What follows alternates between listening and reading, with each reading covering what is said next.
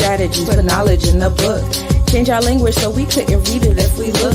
Convince us we ain't have shit here but disease. Made us 3/5 human and black and legally. You put your fists up to being African American. How much history you went through for that to make some sense? I've been on Turtle Island 10,000 years. Acupulan been my neighbor. Pangea brought me here. The world didn't start in 1400s. Niggas grow up. What you think we was doing? Morse was running Europe. We been tribal folk, now it's time to show up. Bring back the villages, cause cities ain't got no love. Your melanin addicted to the infliction of pollution. Chemical dependency, nature the solution. Grow your food and medicine, build homes in conclusion. The enemy will televise infiltration as in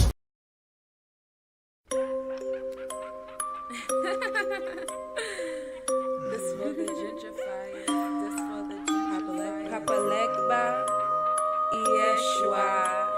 Ilegua, come out, Papa Legba, Yeshua, Ilegua, come out, Papa Legba, Yeshua, Ilegua, come out. 'Cause this is our land. Yes, we was here first. They came here on a boat. They'll leave here in a hearse. They'll leave here through the dirt. They're going through the earth. We're channeling their ancestors to undo their hurt. 'Cause once upon a time, we all could read and write. That legalese is lies. Strong men spell cursive ties. Strong men all caps disguise. They've gentrified our lives. We've redefined their sights. We've redefined their kind. Yes, this is juju music. This shit here is voodoo music. This shit here is voodoo music. When you chant, they gonna lose it. Yes, this is juju music. This shit here is voodoo music. Yes, this shit is voodoo music. When you chant, they gonna lose. When you chant, they gonna lose. Which ancestor you gon' choose? Play their game, but by our rules. I'm Queen Annie the Maroon. I am Queen of Dongo. I am Queen of Zinga. I am Yenaga. I'm Carlotta and Fernina. 'Cause this is juju music. This shit here is voodoo music. When you chant, they gonna lose. Which ancestor you gon' choose? 'Cause this is juju music. This shit here is voodoo music. When you chant, they gonna lose. Which ancestor you gon' choose? 'Cause I am a goddess. I am a priestess. I chant these mantras and they all repeat it. If we make a promise, this land we gon' seize it. Get vengeance for Mother Earth treason. This for the gentrifiers. This for the gentrifiers. This for the gentrifiers. This for the gentrifiers. Repetition of empires. Invading land with gunfire. Slavery not posters for hire. Income not what you desire. Outcome working jobs for hours. Mindset waiting to retire. Never stop working for dollars. 'Cause this is juju music. This shit here is voodoo music. Which ancestor you gon' choose? When you chant, they gonna lose. 'Cause this is juju music. This shit here is voodoo music. Which ancestor we gon' choose? When we chant, they gonna lose. Ashe, I mean. Spirit guides come in with that sin. My ancestors defend. I got that juice to transcend. Ashe, I mean. Spirit guides come in with that sin. My ancestors. I got that juice to transcend. 'Cause I am a Santi. I am a Sata. I am a host. I am a homie. I am a Tamba. Yes, I am a Tamba. 'Cause I am a Santi. I am a Sata. I am a host. I am a homie. I am a Tamba. Yes, I am a Tamba. Yes, this is juju music. This shit here is voodoo music. When we chant, they gonna lose. Which ancestor we gon' choose? Hey, choose. 'Cause when we chant, they gonna lose. Which ancestor we gon' choose?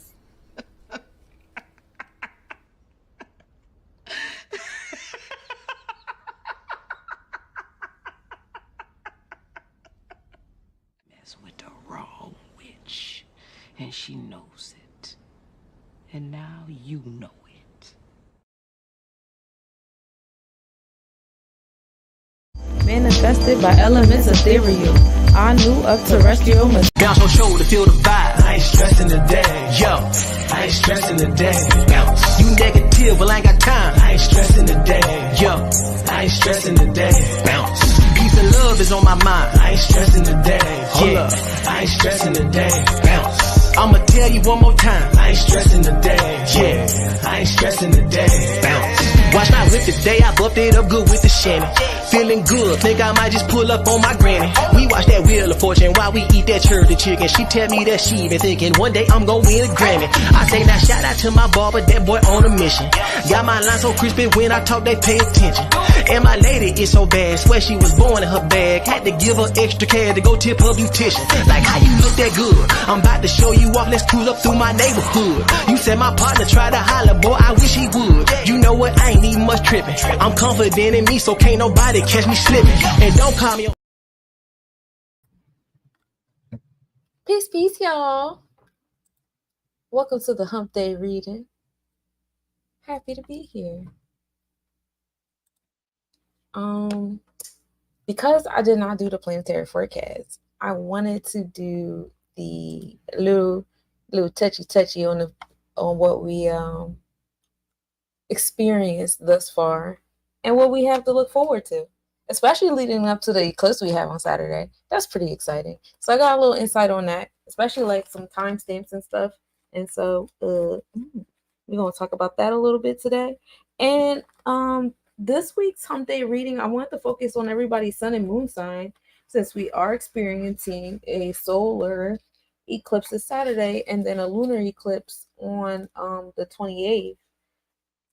And so getting in alignment with your personal, sun and moon planets on the, different charts will help you gain awareness on the alignment between the transit charts and your personal chart. And also has a level of consideration on the effects of the transit chart on other elements, other placement, personal charts as well, and how y'all, energy might intertwine because of those different connections, all that stuff. So it's very, very interesting.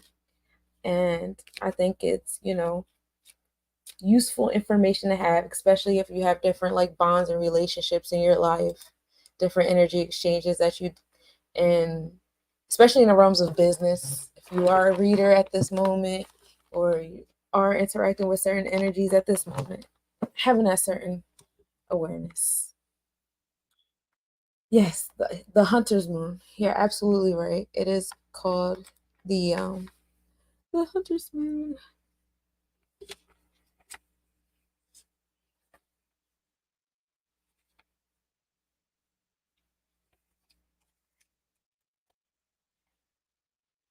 My bad. I'm ready. I'm excited about the moon. Hold on one second. Sorry.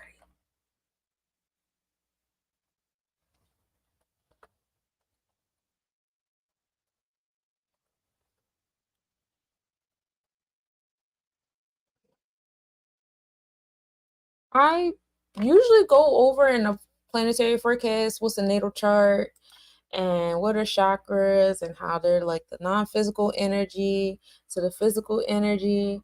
And then we get into the Kabbalah with the numerology and the Netarus and the planets. And it's a whole thing and it's fun. And then we get into the masculine and feminine energies of each chakra. Capricorn, Sag, Scorpio, Libra, Virgo, Leo, all being the masculine energy. And Aquarius, Pisces, Aries, Taurus, Gemini, Cancer, all being the feminine energy. And it just means inner and outer self, exchanges, exchanges, all those different things, experience, insperience, all that fun stuff.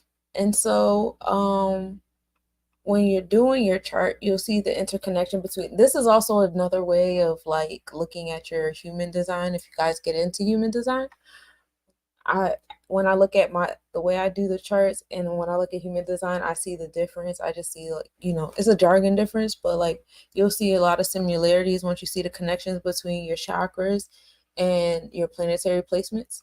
So you will place your planets into these different zodiac energies to tell you what chakra your planet is in, and if it's in your experience or your insperience part of that chakra. So that's how you do it. That's how we do it here. and we also align it with numerology and the Kabbalah and the planetary spheres, and you'll see that in a moment.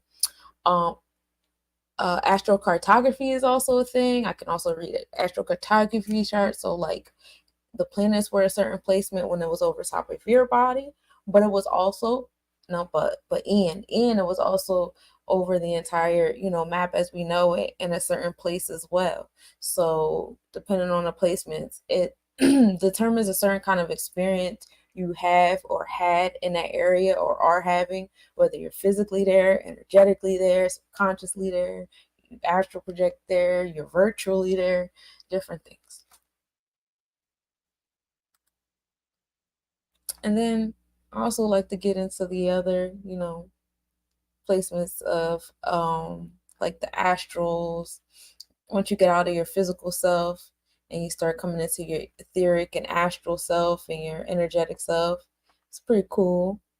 And then I thought this figure was cool at the top because it reminds me of the top of those big hats that those Jewish people wear. I don't want to be incorrect about what kind, but y'all know like those really big those things are expensive. I looked them up online. They're like thousands of dollars.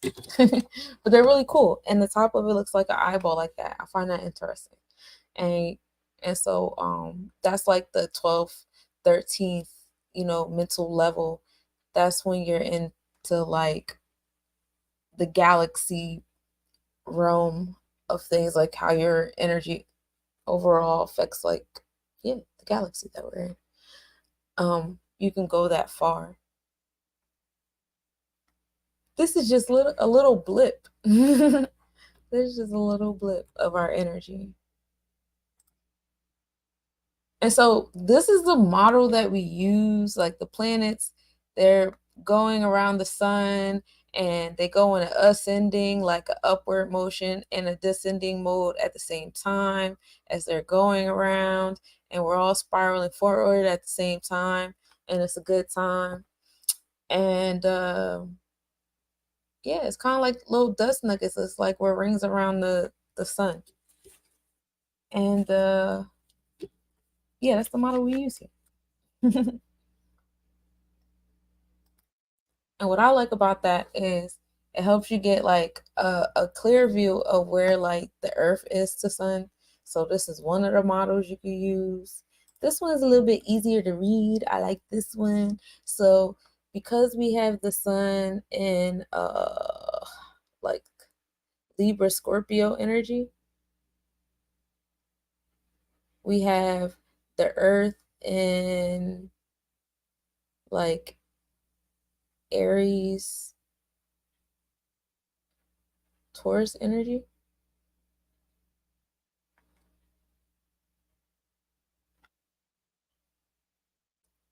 So the midheaven area, that's how you know where midheaven is, because that's like the top point of the sky. And so where whatever planets that we have right now in like Aries Taurus, that's where you're going to see the most. They're probably like the brightest right now. What's that, like Jupiter, I think, is in Taurus. No, yeah, Jupiter is in Taurus, Uranus is in Taurus. And I like this model too. Ooh, let's go back. Because it has, and I'm probably butchering the name, but it has like Ophiuchus in it. And there is also like a sign in between Taurus and Gemini. I want to say it's Cetus, something like that. Cephas. And that makes sense because like this year, I admit that period between like Taurus, Gemini, Cancer was kind of weird. I don't know. It just like felt like, I don't know. It flowed. It was very long, but it flowed kind of weird. Like I don't know. These last couple of years just been feeling more and more different to be like, you see more how time moves and stuff during different seasons. How like when you're in the air sign, it seems like things like be flippy floppy and then they change really fast overnight. Like you just start flying through shit. So this is on the TV and my phone because I've been needing to know these things. You're so lovely. Thank you. Gracias.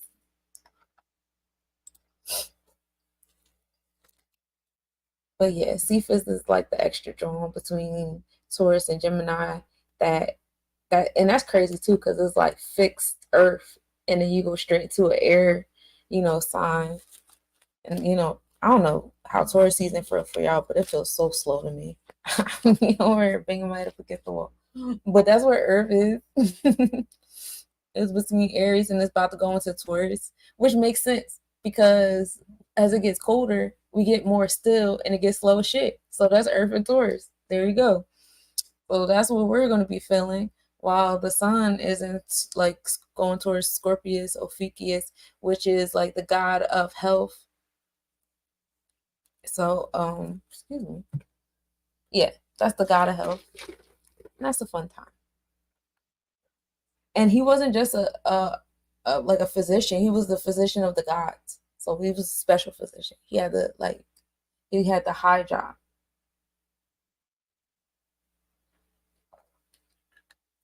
Oh, you're a fire sign? Yeah. Earth about to get slow as shit. I know a lot of people are like getting frustrated because they're ready to they have all these plans and you're trying to move like it's still the summertime and life is like no. And then on top of the fact that you have more knowledge or more intention to move with nature, universe is holding you to your word.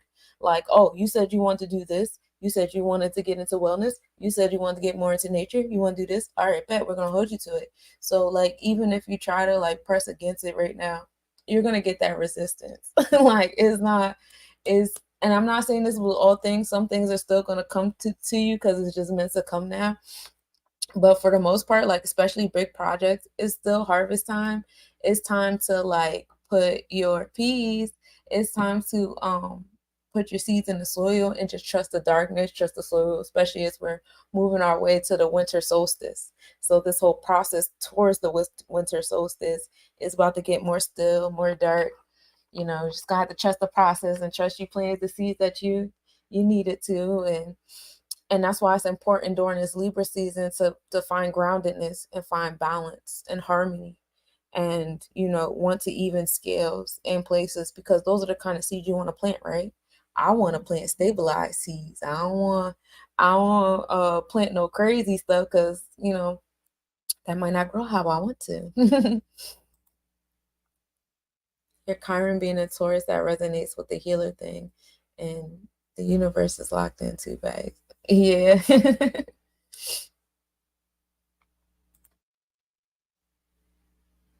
Oh yeah, this is up to date still. So peace, y'all. Yeah, I want them to grow.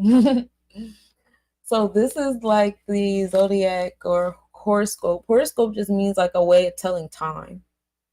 That's all. Or that's what horoscopes were for. They were for telling time of the season, telling time of the day. And that's what we do here. We tell you the time of the seasons. And that's also like on a scientific astro science level, that's also telling you the electromagnetic energy. And we just tell you in different kind of adjectives where we can understand or overstand, socially speaking, how this affects us. It's all the same thing, just different jargon. So when you add up the years, we're in the year 7, so we're in the year of platinum. So this is the year of social and business exploration. Design and fashion are on the forefront of business right now.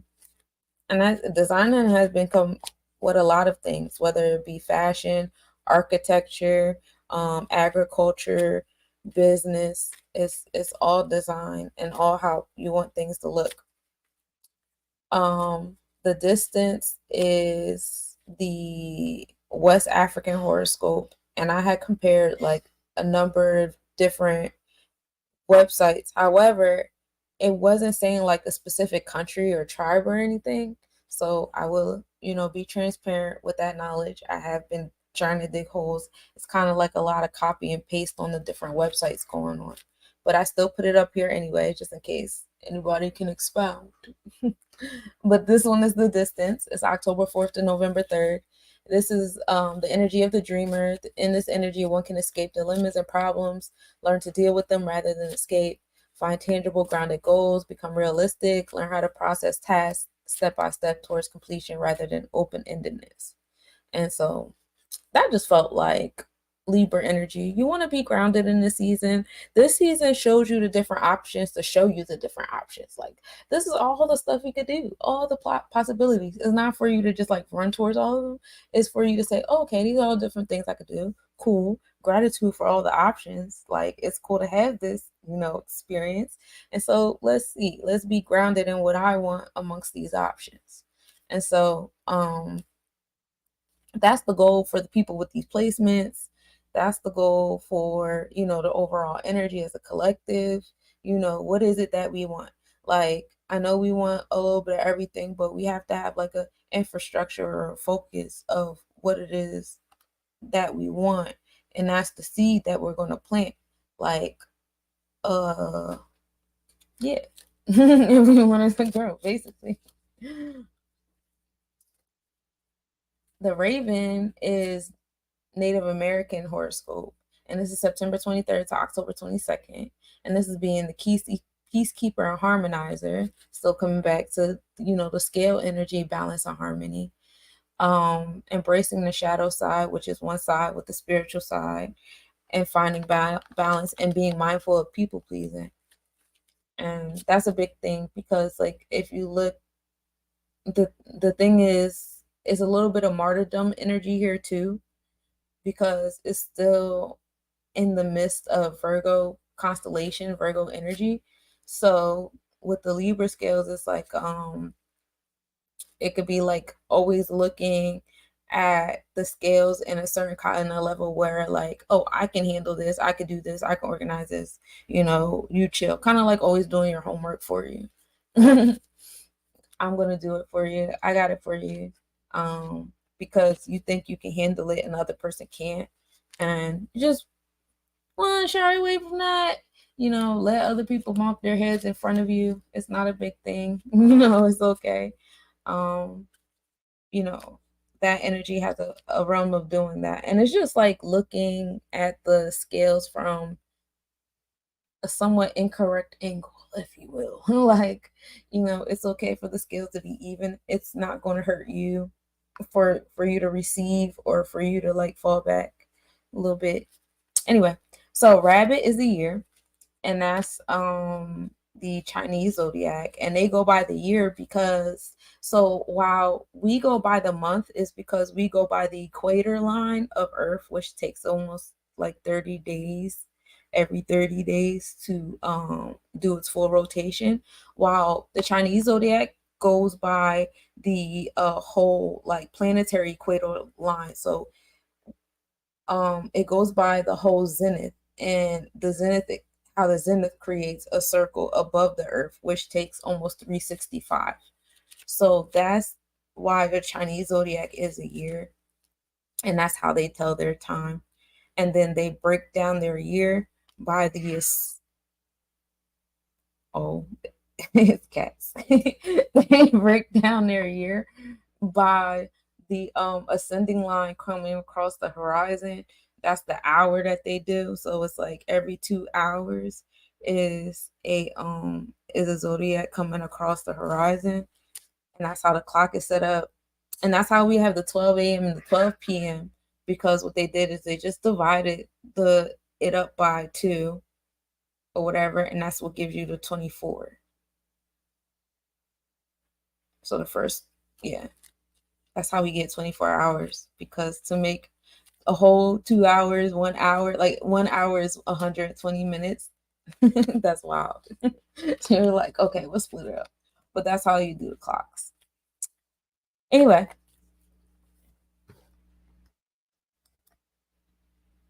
So this is how I do like the planetary forecast. For those of you guys who have never been seeing a planetary forecast, I know this is hump day reading, and that's why I said in the comments, just put your sun and moon sign, and I'll talk about the sun and moon sign in alignment with your with the eclipse this weekend. That's what I was saying. That's the hump day reading this week. Every week I do a different kind of theme or whatever. That's the theme this week. How do I feel about daylight savings? I get the purpose of it. It's good for what it's used for. It's good for what it's used for, as like daylight savings was for, like, if we set the clock back an hour, we can wake up an hour earlier while the sun is up and still go about like our work schedule or our school schedule without it being like so disrupted, because we're still out in the sunlight. So it's good for what it's used for.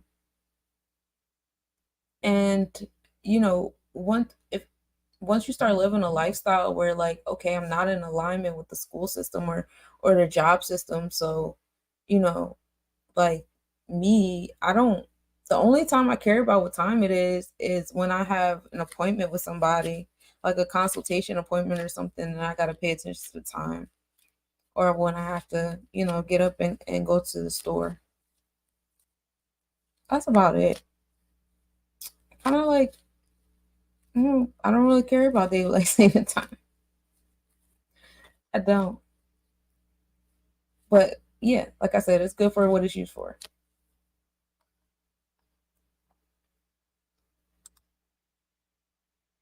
I think we can let it go now, though. Yeah, I think so too. But there's some people who still, we have to be considerate that our lifestyle is not the dominant lifestyle or the only lifestyle. Some people still use this clock. Some people still use this time because they're still in school, or they still do the 9 to 5 work schedule. And although it's like physically strenuous, it only takes 21 days to get someone used to something. After a while, you don't feel it anymore. And you do kind of get home like a little bit before nightfall at first. And then after a while, it's like, hey, what do you want us to do? You want us to keep putting it back every month? So yeah.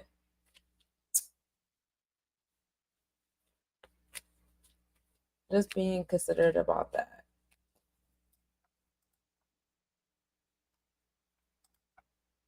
Sag and Pisces. Okay. So the eclipse is in Libra energy, so it's in air. And this is, I want to say, hold on.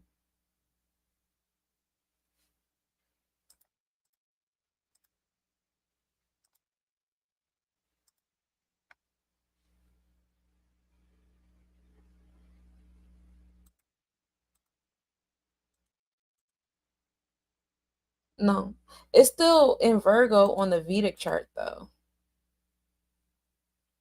And so is the moon. So they'll still be in Virgo on the Vedic chart. And I think that's so cool. It's going to be at 12:48. So the numbers that you see, the numbers that you see on the second part, that's where the planet is going to be on October 14th, on the eclipse day. So you see the sun will be at 2033 Libra. The moon will be at 1359. This is at midnight, though. This is not at the time of the eclipse. So, I know it's not exactly on each other yet, but it will be, later on that day. So this is how we're starting the day. I'm in Libra, but on the Vedic chart, they're still in Virgo. So the sun will be at 26 degrees Virgo, and we're starting the day off at 19 degrees Virgo with the moon. And I think that it's starting the day at 1948 is so personal for me because, I was born on September 19th. I think that's cool. Anyway, and I like 4s and 8s. 4 and 8 has a good number. Oh, Virgo's your nerve node? Oh, dope. My sun and moon are in Virgo on the Vedic chart. Yeah, my sun and moon on the tropical too. Gracias. So yeah, you have that connection between the two, but like in the tropical chart, because I'm assuming that you gave me your tropical placements, you having a fire and water So that air come into your fire and your experiences, and the air come into your water and your nurturing self, and how you like experience the things. So emotions, um finding balance in like your Sagittarian energy. So as far as like you know, Sagittarian energy could be impatient, it could be, and a little bit of, Sagittarian energy rules over the sacral chakra. So find balance in your joy and your expression of joy, all sacral chakra things. Make sure that area of yourself is balanced. You could check your Sagittarius placements, and also Pisces is also in the sacral chakra, so you can check your Pisces placements as well, and that'll let you know exactly what planetary placements to have in balance, to focus on in balance, make sure they're balanced, because the planets rule the what area in your life. So when they're placed in the zodiac, it tells you what chakra that what is influenced by or contributing to, you know and then what house it's in is like what area of your life is this affecting. So, and then the houses are also in the zodiac. It keeps going on forever. So we just talk about like the basic, but we can keep doing this forever and ever. You're so infinite, and that's so dope. And you're like an infinite like fingerprint. That's a vibe. Like there's no other like infinite being like you. Especially when you get into like your non-physical part of yourself. So yeah, that's what you want to get into. That's the connection. And your moon space with Pisces energy. That's pretty cool because that is a direct connection into your sacral chakra. So you would also pay attention to your other Pisces placements as well, and see, what other areas, you require balance in your life. Well, because your moon is there, it's, finding balance in your nurturing spaces. This is, what it in Sagittarius and Pisces is all straight sacral chakra energy. Just finding balance in that. That's dope. So you need to focus on your sacral chakra during this eclipse. Your joy, your expression of it, how you allow yourself to find joy, your boundaries to your joy, because Pisces energy is also in alignment with Mayat, which is that law, and the you don't get into the forcement of law till you get to your solar plexus chakra, but like we're in that, how you design it, and the Mayat skills for you. So make sure you have discipline with your joy too. You're not overindulging in other spaces or overcompensating in other spaces. Go back to your root chakra if you find yourself doing that. And root chakra deals with Saturn, so that's boundaries, and discipline, order, self-authority, or whoever you allow authority over you, but I'm assuming and hoping it's self-authority. And then tweak whatever you need to tweak, and then bring that back up to your sacral chakra so you can have balance in that. And sometimes you gotta go back down to your root chakra to loosen up some things too. You might have too much stuff going on down there. That's why you have a repressed sacral chakra. So configure that labyrinth out in your root chakra so that you can let the energy flow up to your sacral chakra, and find some joy, be happy, and that's a good vibe for you this Libra eclipse.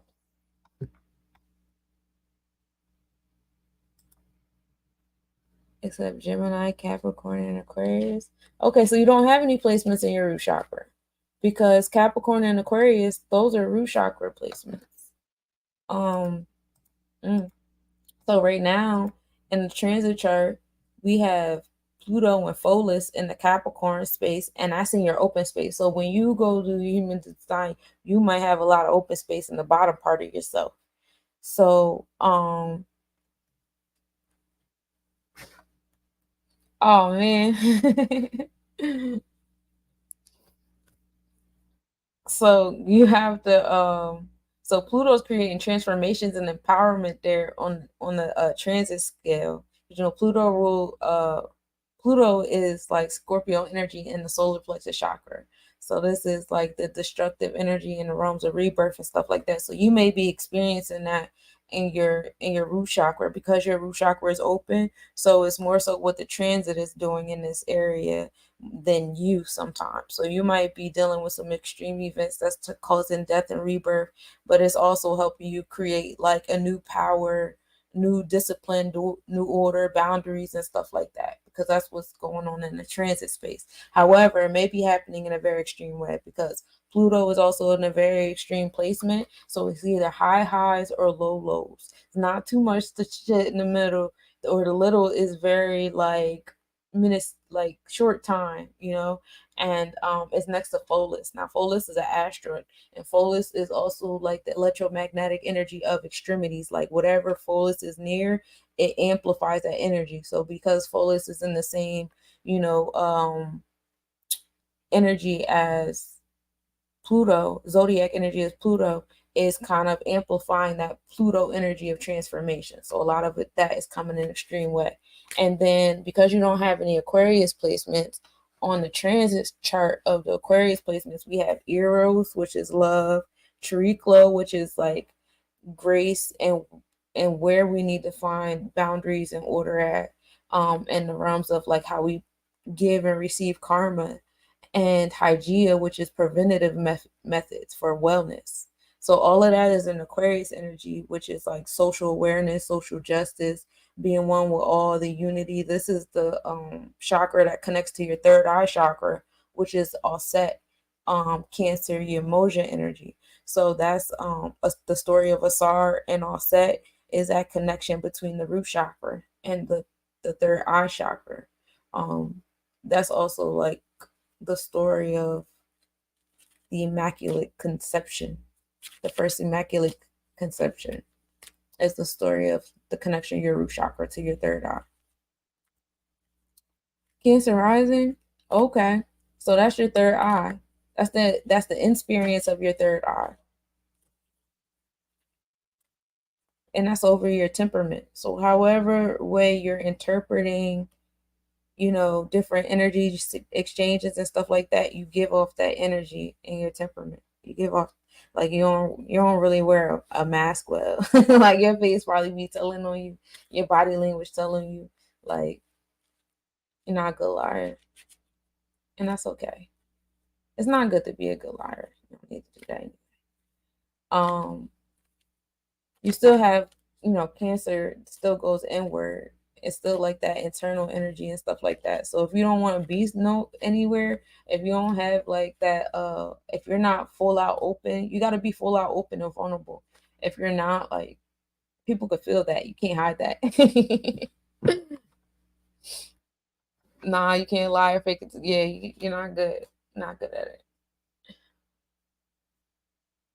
So these energies are in Aquarius. So as we gain like new on the transit scale, these energies are affecting your Aquarius, your social awareness, the love space, karma and grace, and your preventative methods for wellness.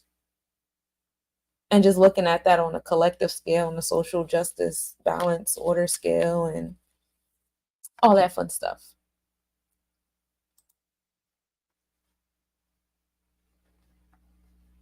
And since we're in the root chakra, that's basically what it is. Like, it's a collective. Like, these are the energies that's interacting with your Capricorn and Aquarius placements in your chart. So you look at your placements, you place them in these spaces, and you interconnect them. And then Saturn rules over the whole root chakra. So Saturn right now is in Pisces. Saturn is in the sacral chakra. So Saturn rules over like challenges and challenges that help you create discipline, order, and boundaries. So right now we're in this weird, like, trauma culture thing on social media, where everything is a trauma response, everything is a trauma, and all fun stuff. And it's cool marketing for different businesses and things, but it's not so cool, for some people that are really like indulging into this and being like programmed to think that everybody and everything is like a trauma response or a projection type thing. So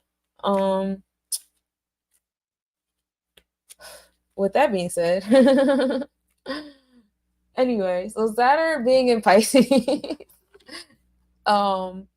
is like a lot of challenges coming to that space of like your subconscious. And it's not traumas, it's challenges. It's like they're kind of harsh. Saturn is a harsh planet, so it's very harsh energy, and it's coming from your root chakra. So like your root chakra is in your subconscious. Your root chakra is ruling your subconscious and having a conversation with your subconscious. This is a lot of like that quote unquote shadow work everybody's talking about. This is also like a lot of people going into their inner child energy, because the subconscious energy is also, usually when you go there, where do you go? You want to time travel. Everybody want to time travel back to the past and hug their inner children that needed forgiveness and needed the adult that you are today. So you gotta go back there and do all the fun stuff and talk to them and let them cry to you and all that. And after a while, it's kind of like you put your fists together and the rings come together and you guys are great. So that's what you're doing with the Saturn, Pisces thing is, you're also going back down to your root chakra and your subconscious and having that dialogue, doing that work, having those different experiences in your sacral chakra where you find yourself going back to things that made you joy. Like you're going back to your roots too. So you're also going back to your Akashic records. You're going back to your soul discipline, boundary, and order. You're going back to your physical discipline, boundary, and order. You're going back to all of those things, and you're experiencing those through the challenges in your life. And now you're allowing with that energy exchange between your subconscious and your root chakra, you're allowing that energy exchange in between those things to help you create new, discipline and things like that. And you're feeling empowered to do so. And that's the reflection between the transit Pluto and Capricorn. Because like I told y'all, Pluto is associated with the solar plexus. So that's that. And that's there. Your Saturn is also over your house. Oh, cool. Cool. So that's like, challenges to the subconscious. That's challenges to create for you to, do that shadow work. Go back to those different roots of different things, roots of this different challenges or things you would label as traumas, and do that transformation work. And that's, Pluto and Capricorn. With Capricorn energy is also associated with Saturn. And then in the sacral chakra on the transit chart, your Saturn is in Virgo. Yeah. So with Saturn and Virgo, it's like that's where your challenges are. So Virgo energy is your throat chakra. Virgo energy is the masculine side of the throat chakra. So that's the actual like, experience of you communicating, of you teaching, of you learning, being of service, the things you harvest, your agricultural experience, this is the experience of how you label things, your daily routine, your health and wellness. That's all Virgo energy. That's why Virgo energy has issues with the gut, because Gemini energy has issues with focus, or Gemini energy gets anxiety, or Gemini energy gets overwhelming. And so Gemini energy, the air energy, that's inside, that's the intellect, that's, your experience of the community and how you're communicating and how you're traveling among a community and your connections with like neighborhood, childhood friends, family members up until like grandparents and like cousins that you like been around. That's all Gemini energy, and that's all internal, right? That's all like lineage things too, because they might say like, oh, you interact like this like your dad, or you interact like this like your cousin, or da da da da da. And that's all experience connection. That's all Gemini energy, where Virgo is the actual act of, Gemini. So when a Gemini is all over, energy is everywhere, like all your Gemini placements, when they're out of balance, if they're unfocused, if you getting overwhelmed by the air, and Virgo energy, you're gonna feel that IBS situation, or you'll see like, how you communicate might be a little off, or like the throat chakra is the ear, nose, and throat area. This whole area here, also your neck and stuff, you might get, sore throat, mucus, that swollen feeling, under here, teeth, toothaches, all that stuff like that. that's all, signs of, different like energetic disruptions too. And that's why they say that placebos help, or people meditating or being focused on helping helps. And this is, you guys can look this up online. There's, if you guys don't believe me, there is scientific studies, but I will say personally, I have been healing myself from Reiki since I was a child. When I was a child, I used to get hit and I used to get bruises on my body. And my mindset was, when I was by myself, I used to breathe, or I used to imagine, moving the pain to somewhere different. And then I remember when I had my first cavity, y'all know, if y'all ever had a first cavity, that joint crazy. That joint have you in the mirror like, yo, I think I could pull it out, bro. I think I could, like, if I just stab myself, it would make the pain go away. But like, I really learned how to like focus on moving out the pain and like mentally like healing myself. So I personally have done it. I know that there are scientific studies of people doing it over time. It has been proven. And so if the Gemini energy is funky everywhere, that Virgo energy will be affected in those physical areas. And if you focus that Gemini energy, and, move that around and stuff like that, the physical energy will follow. So that's that on that. And then also the throat chakra is associated with the ethers as well. So because of that, the throat chakra, just like throat chakra stones, like a lapis and like blue calcite and stuff, they don't just like communicate and open up your chakras, but you can like open and communicate other chakras of other things, people, places, things, and experiences. Like the abracadabra, you could say abracadabra or whatever, or like if I yell bomb in a building, everybody start doing stuff. Like your throat chakra can make shit happen. If I say, hey, you're fired, and then it happens, right? Or if I say, hey, go sit down, somebody might go sit down. That experience, makes things happen too. But if you're unfocused, you might, not be able to communicate those things, have issues with that. So on a collective level, right, we have Gemini in our experience on Setna. So Setna is a special planet. Setna doesn't move very often. It was in Taurus since like the 1960s. So it's just moving into, Gemini energy, and it'll be here for like the next 40 years or so. So it entering Gemini is like the spirit, the collective energy of the spirit. So since the 1960s, you gotta think about it. What was the 1960s era? Think about Taurus energy. Taurus energy is about love, beauty, fashion, possession, things, materialism, wealth, business. And since the 1960s, that has been the focal point, right?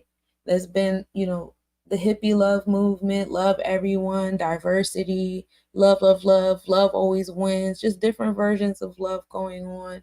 People wanting to possess things. We're buying houses, we're buying cars.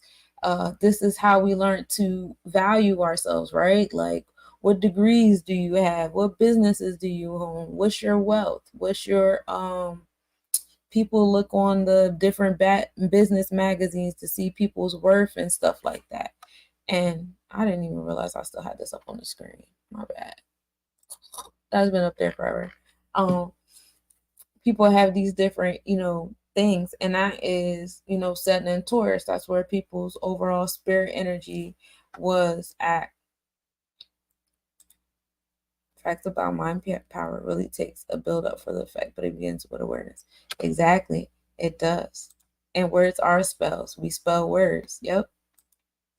And they get people to do stuff. Words, like, okay, I'll get into that in a moment. But yeah, so setting up being in Gemini, I'm gonna focus myself. My Mars is in Gemini, so sometimes, I could be a little everywhere. My Vesta is also in Gemini.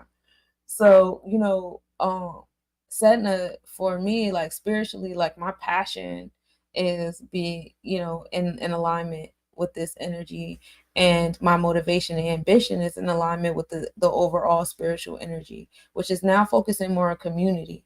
So we went through that whole like what you own and what you possess is your value, and now we're moving away from that. Like we don't really care about your degrees anymore.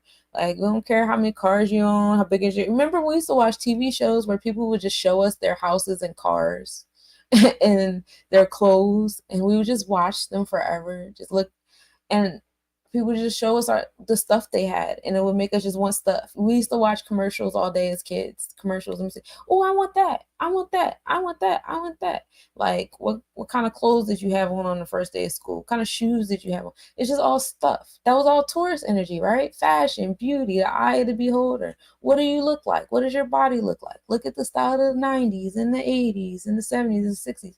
Regardless of how you were, like, we cared about fashion, we cared about beauty, cared about love. It was about money. We got all these songs about money, money, money, money, money. Like wealth, what I own, my houses, my cars, my love, my baby, like love songs, breakup songs, just all the heart chakra songs. So that was, our spirit being a Taurus. So now that we're moving into Gemini, you could think about it as we're coming into more intellectual space. Now it's about like, what do you know? Like, how in tuned are you in the community? What are you doing for the community? How do you communicate? How do you speak? A lot of people are coming into like utilizing social media, a lot of communications in those realms. People just focused on community, communication, different opportunities, intellectual experiences, and also this could be good and bad. It depends on where you at. But when we deal with Gemini energy in the Netarus or in the Kabbalah, we're dealing with the eighth sphere in the Tree of Life, which deals with labeling and separatism. Now, if you ever read Metu Neter, there is a section where the author writes, this is the ill of man, this area of labeling, because we get so caught up on labelings and separating, and classification is important to know how to separate, so you know what's what and what's where. But when you get too caught up on it, it's like you're basing everything on those set labels, and that's becoming an issue. Like everything is not based upon those labels. So this can go one or another way, because we know Gemini is twins. So knowing that it's going to go one or another way with our spirit here, we could either get very much more obsessed in the realms of labels, or we can get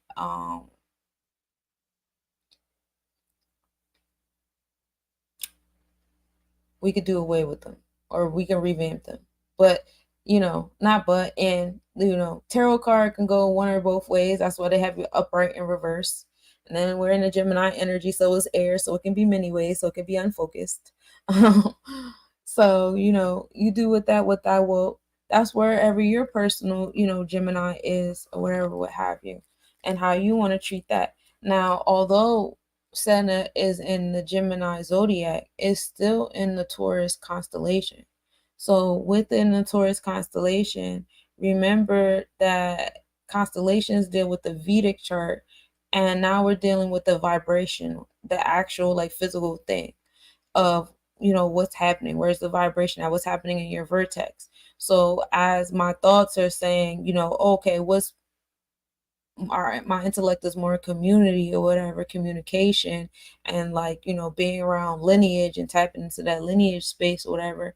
My vertex is coming into Taurus, like where my heart is taking me is what's attracting, and it's in the 11th house, and this is the house of like social awareness, social justice, communication, how you interact in you socialize in your space, and your attachment and detachment in those energy exchanges, those levels of things.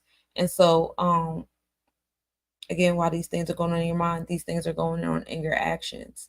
And so how do opposite signs affect you?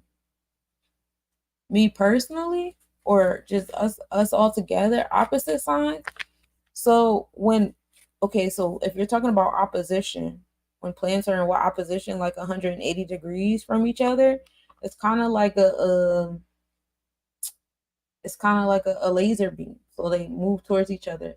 Now it's about learning if they benefit one another, or if they clash with one another. So when you get into Vedic astrology. I'm trying to imagine in my head what notebook I wrote it in. But there is, beneficial and non-beneficial planetary placements. You don't want these energies around each other. And so that's what's really affect your opposition. But outside of that, they kind of like work in alignment with one another. And I can't tell you off the top of my head which ones is which, but I know I wrote it down in a notebook because I remember I was writing about houses, a plague on all your houses, Virgo Virgin Talk episode. That's what I'm looking for.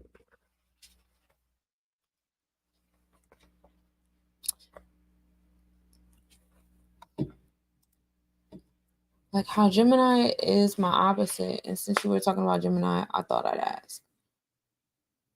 Oh, Gemini is your opposite?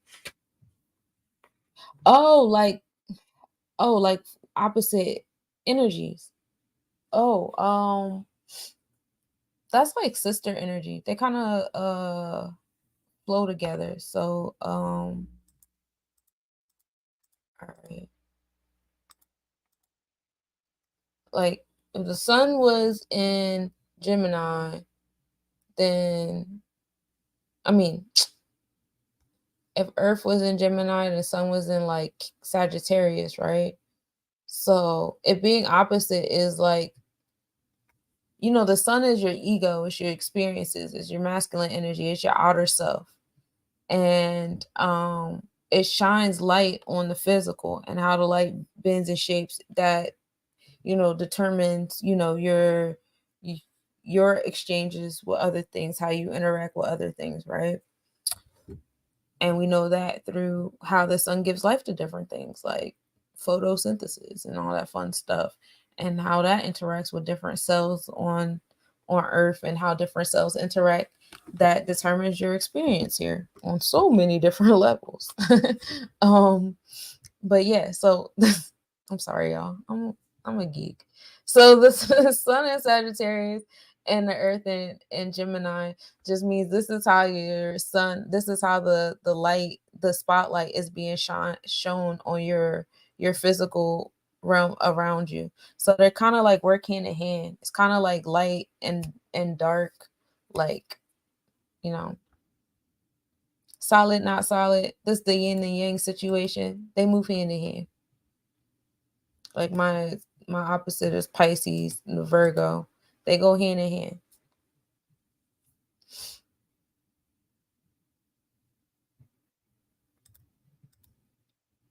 So yeah, send us all the overall energy. Now Virgo we have Mercury in Virgo right now. On the day of the eclipse, Virgo will be in Libra energy. And so it'll be in alignment. Well, it won't be right where the sun and moon is, because the sun and the moon are in the mutable part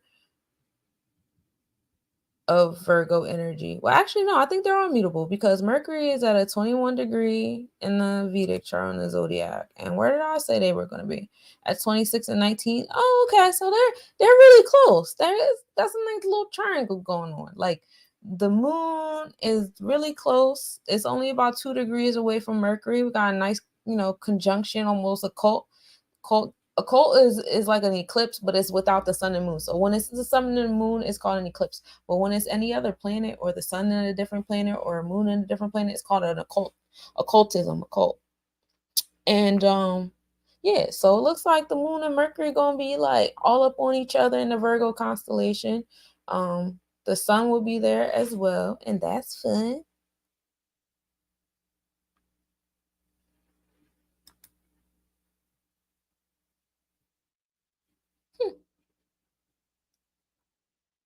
So you have Mercury also. Mercury deals with your daily routine, your health, your wellness. Mercury also deals with your habits, your moral and ethical code, your integrity, all that fun stuff. Communication, how you listen, how you speak, how you teach, and you learn. So with that energy being in like that Virgo, Libra, intertwine. You have a balance in that, like communication and the communications like realm, like listening, speaking, energy exchange, and how you want those energy exchanges and balance and harmony to go in your daily routine. How you want that balance and harmony to go in your like wellness and how you take care of yourself, how you interact with other people, like your moral code. What kind of moral code are you willing to accept versus as well as give, being of service to other people. How are you receiving that? Are you letting people come into your space and be of service? Are you being of service to others? Are you paying the energy forward? Are you paying it back? All that stuff. That's all Mercury energy. And that's fun. So balance in those spaces will back and forth between those two energies. I found it, y'all. So what do we know? What do we want to know was the friends and enemies? Y'all want to know the friends and enemies of the different planets? Give it to y'all real quick. Pull out your pencils or something. So the sun, right, is the planet number one we're going to go to. It's exalted in Aries and is debilitated in Libra. So the sun is debilitated right now. And it owns Leo. As you know, the sun rolls over Leo energy. Those two are connected. Now, the friends of the sun are the moon, Mars, and Jupiter. All right. And then the enemy of the sun is Saturn and Venus. The moon, this is planet number 2. The moon is exalted in Taurus. So Taurus loves the moon. Is debilitated in Scorpio because it can get very extremely retarded there. I'm sorry, I didn't mean to use the R word, but oh my gosh. It owns Cancer. As you know, moon is associated with Cancer energy. Now, the friends of the moon are the sun. The sun loves the moon. And Mercury loves the moon too, because, we love to be of service. And that is very in alignment with nurturing spaces and feminine energy, right? And actually, the moon doesn't have any enemies. Everybody bangs with the moon. Everybody fucks with the moon, y'all. Now, the third planet is Jupiter. Jupiter is exalted in Cancer. So Cancers be worshiping Jupiter energy, Sagittarius energy. If you want to know where you can get, worship that, go to a Cancer. Get your love. Just get your love. Jupiter is debilitated in Capricorn. You can't live your best life in Capricorn at all. It's not for you. It owns Sagittarius. As you know, Jupiter is associated with Sagittarian energy. Now, the friends of Jupiter is Sun, because we love to experience Jupiter experiences. It's a great time. Don't y'all love getting on airplanes? I love getting on airplanes. I love trips. We also love the moon because, who doesn't like to be nurtured? When I want to be nurtured, definitely go to my grandma's house, my mom's house. I'm here. And then Jupiter also loves Jupiter because why wouldn't you love yourself? And its enemy is Mercury because you can overthink. The moral and ethical code can definitely get in the way of Jupiter sometimes. The wellness, the health, if I eat too much, toothache comes, circle of those things, all that fun stuff. Overthinking it. Now, Mercury is the next planet. So Mercury is exalted in Virgo. Of course, we know Virgo just praises Mercury. I love Mercury. I love it there. Can't wait to go back. It's debilitated in Pisces. So Virgo has a little slowdown there because it's a whole bunch of feelings, not enough thinking. And it owns Gemini.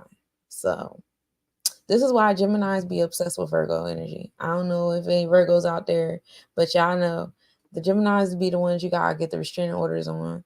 They just, it's fun till it's not fun no more. If you know, you know.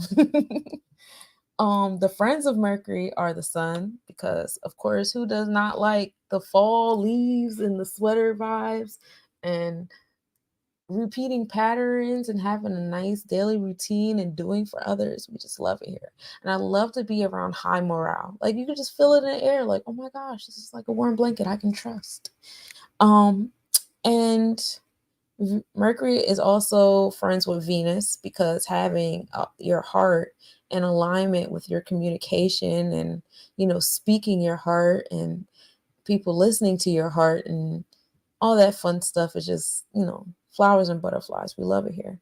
And the enemy is the moon, because overthinking on your emotions, emotions, the moon of the emotions, the moon sign is way more fickle and unbalanced, because it's not only the phases of the moon, but it's also the planets or stars that the moon is nearby. The moon, is always aligned with another electromagnetic energy, and it's always a different electromagnetic energy.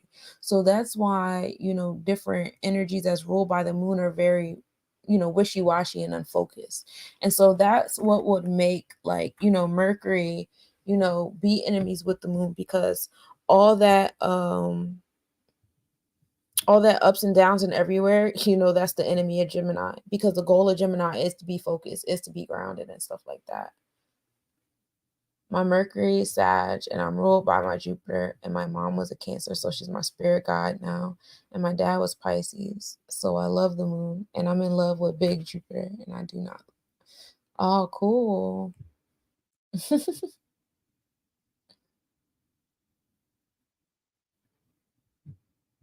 That's a lot. That's a solar plexus energy.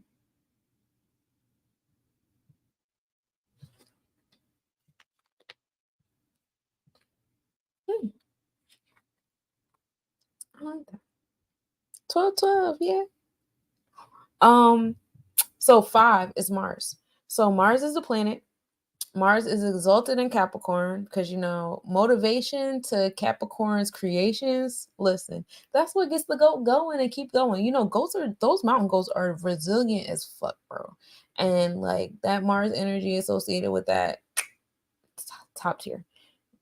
If you have your Mars in Capricorn, you are in a good space, baby.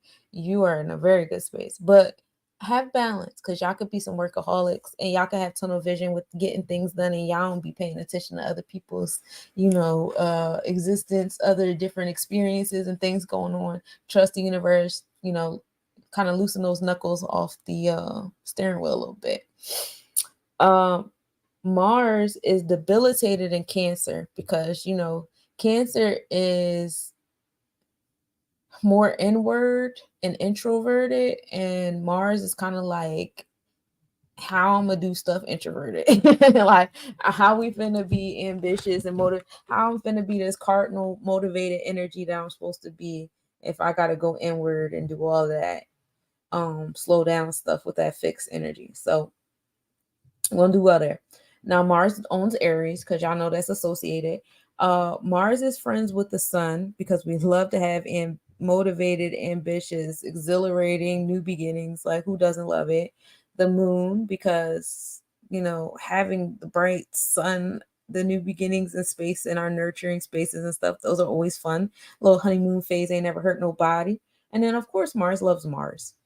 And Mars is the enemy of Venus, because Venus is a little slow and steady, where Mars can be a little pushy. Also, Mars brings new beginnings to that Earth energy, which can be very like hurtful. The fire can get so hot, we got lava, and lava can be very difficult.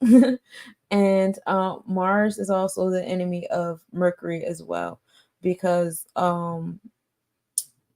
it it brings too much energy. First of all, the gut controls the mind, and Venus and Mercury energy is the energy of the intellect and things like that. And sometimes the gut can be going against the mind. There could be a tug of war there, and that's where a lot of that Gemini unfocused energy, and then the Virgo like gut feeling and gut uneasiness can come from. And so being mindful of that. And then also that daily routine and stuff like that with that Mars solar plexus always on go, that could be a lot too. That could be a lot too. Okay, so Venus. Venus is the planet. Venus is exalted in Pisces. Peace. Venus is debilitated in Virgo, because okay, so oh my gosh, my Venus is in Virgo, y'all, and it is not easy here. I am not having a great time. And it's a lot of like all that labeling, like all the, what I just said in the sphere 8. It's like that picky mindset, like, don't like this, don't like that, don't like this, don't like that. And that comes from the mindset of labeling. And there's like literally no freaking off button. Venus and Virgo is not easy. Like, it's not easy. It's not easy here. I'm not having a good time. And there's no turn off button. And it's like, where's the turn off button? And I'm trying to find the turn off button. And even after I think I found the turn off button, there's still no turn off button. And it shows in my experiences that there's no turn off button. It gets to the point where the way you brush your teeth irritates my spirit. It's terrible. But anyway, so that's all to say that it's debilitated in Virgo. It's very hard to like put your heart in a masculine space where it's constantly labeling and separating things, because you're always looking for a reason not to like give that or not to go there. That's where a lot of that overthinking and doubt comes from. Venus and Scorpio. Scorpio can be kind of harsh with the judgment too. Virgo, Gemini can be very harsh with the judgment as well, because Gemini is associated with swords. So a lot of that harshness can come from like a wound. But like, yeah, Scorpio could be a little.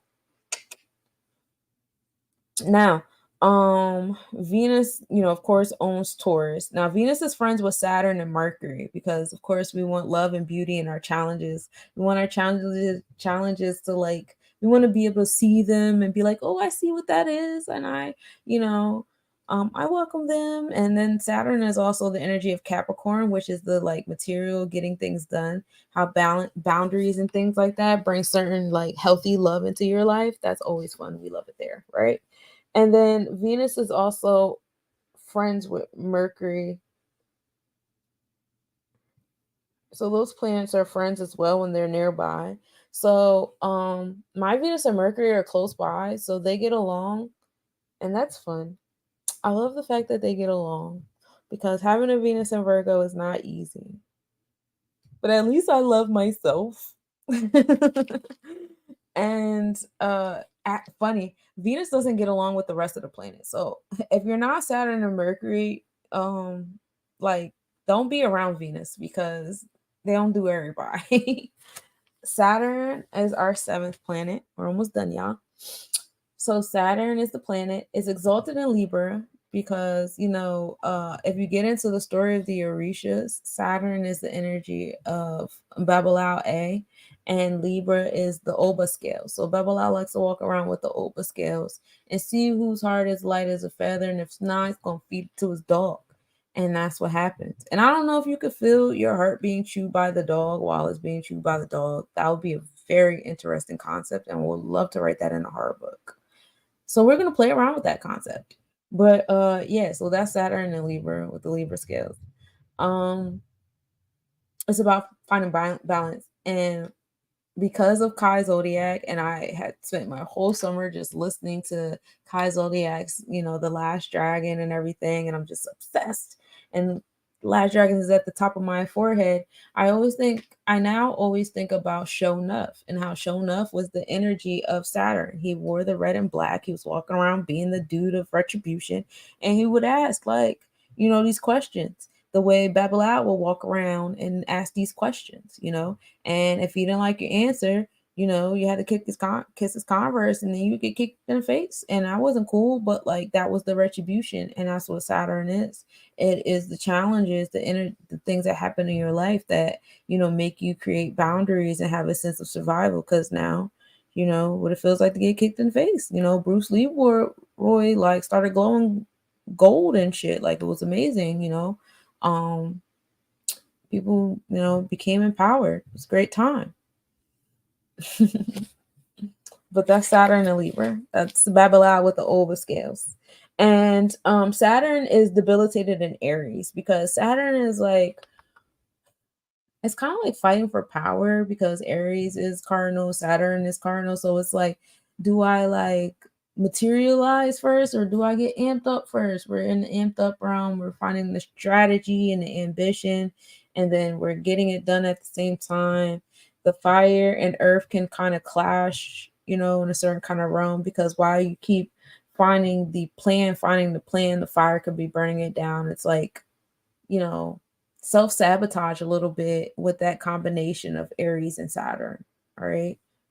And Saturn, of course, owns Capricorn, as you know. Now, Saturn is friends with Mercury and Venus.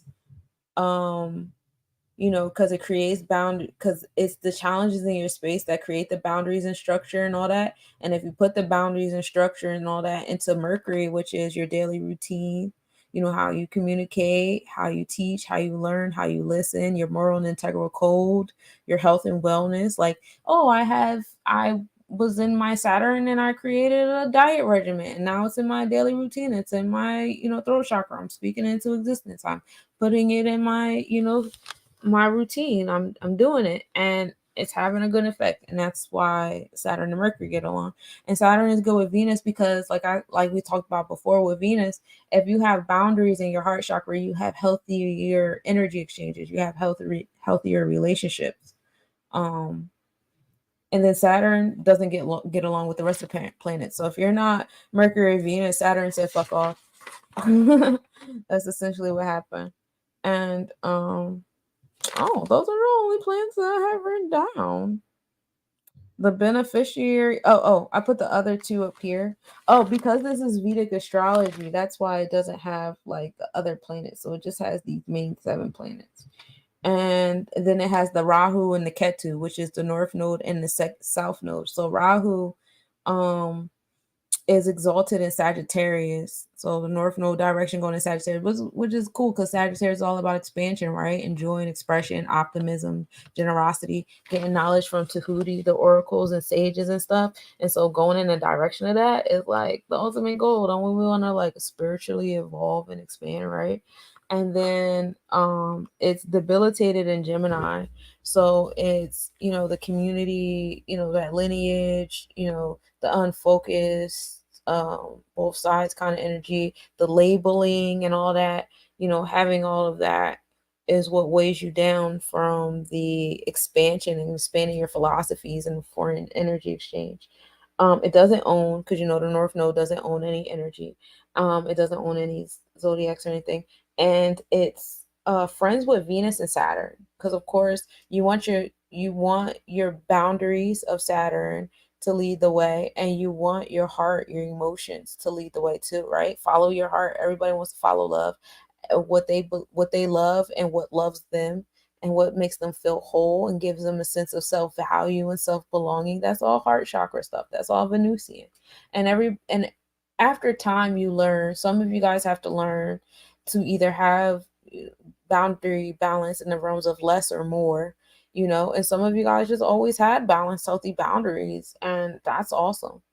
Some of you guys have to learn how to have boundaries in certain different energy exchanges. Some of you guys have healthy boundaries in certain energy exchanges, but then when it gets to other energy exchanges, it's just like they all go out the window.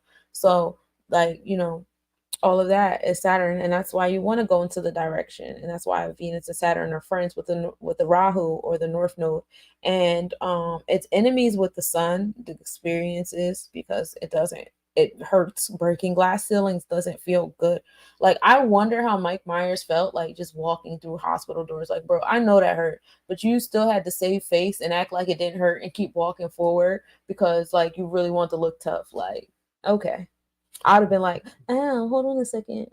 Don't go nowhere. I'm coming. I'm going to come kill you. But like, let me take a breath real quick because I really just walked through that glass door.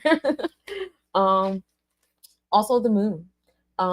Direction going in the moon. And it's not, Rahu is enemies with the moon because the moon is so like, it fluctuates so much. Like every day is something different. Like we're just never going to be like stable, are we? Like we're always going to be next to another sun, another star, or another globular cluster or spiral galaxy. We're always going to be near another planet. Like you're just never going to be by yourself. You're just always going to be another energy on you, and that's why it's not friends with that energy. And then Rahu is enemies with Mars because Mars is a cardinal energy, and it's very like warrior, like it makes things difficult. Like rebirth is cool, but like let's talk about the process of rebirth. Like, can we talk about it?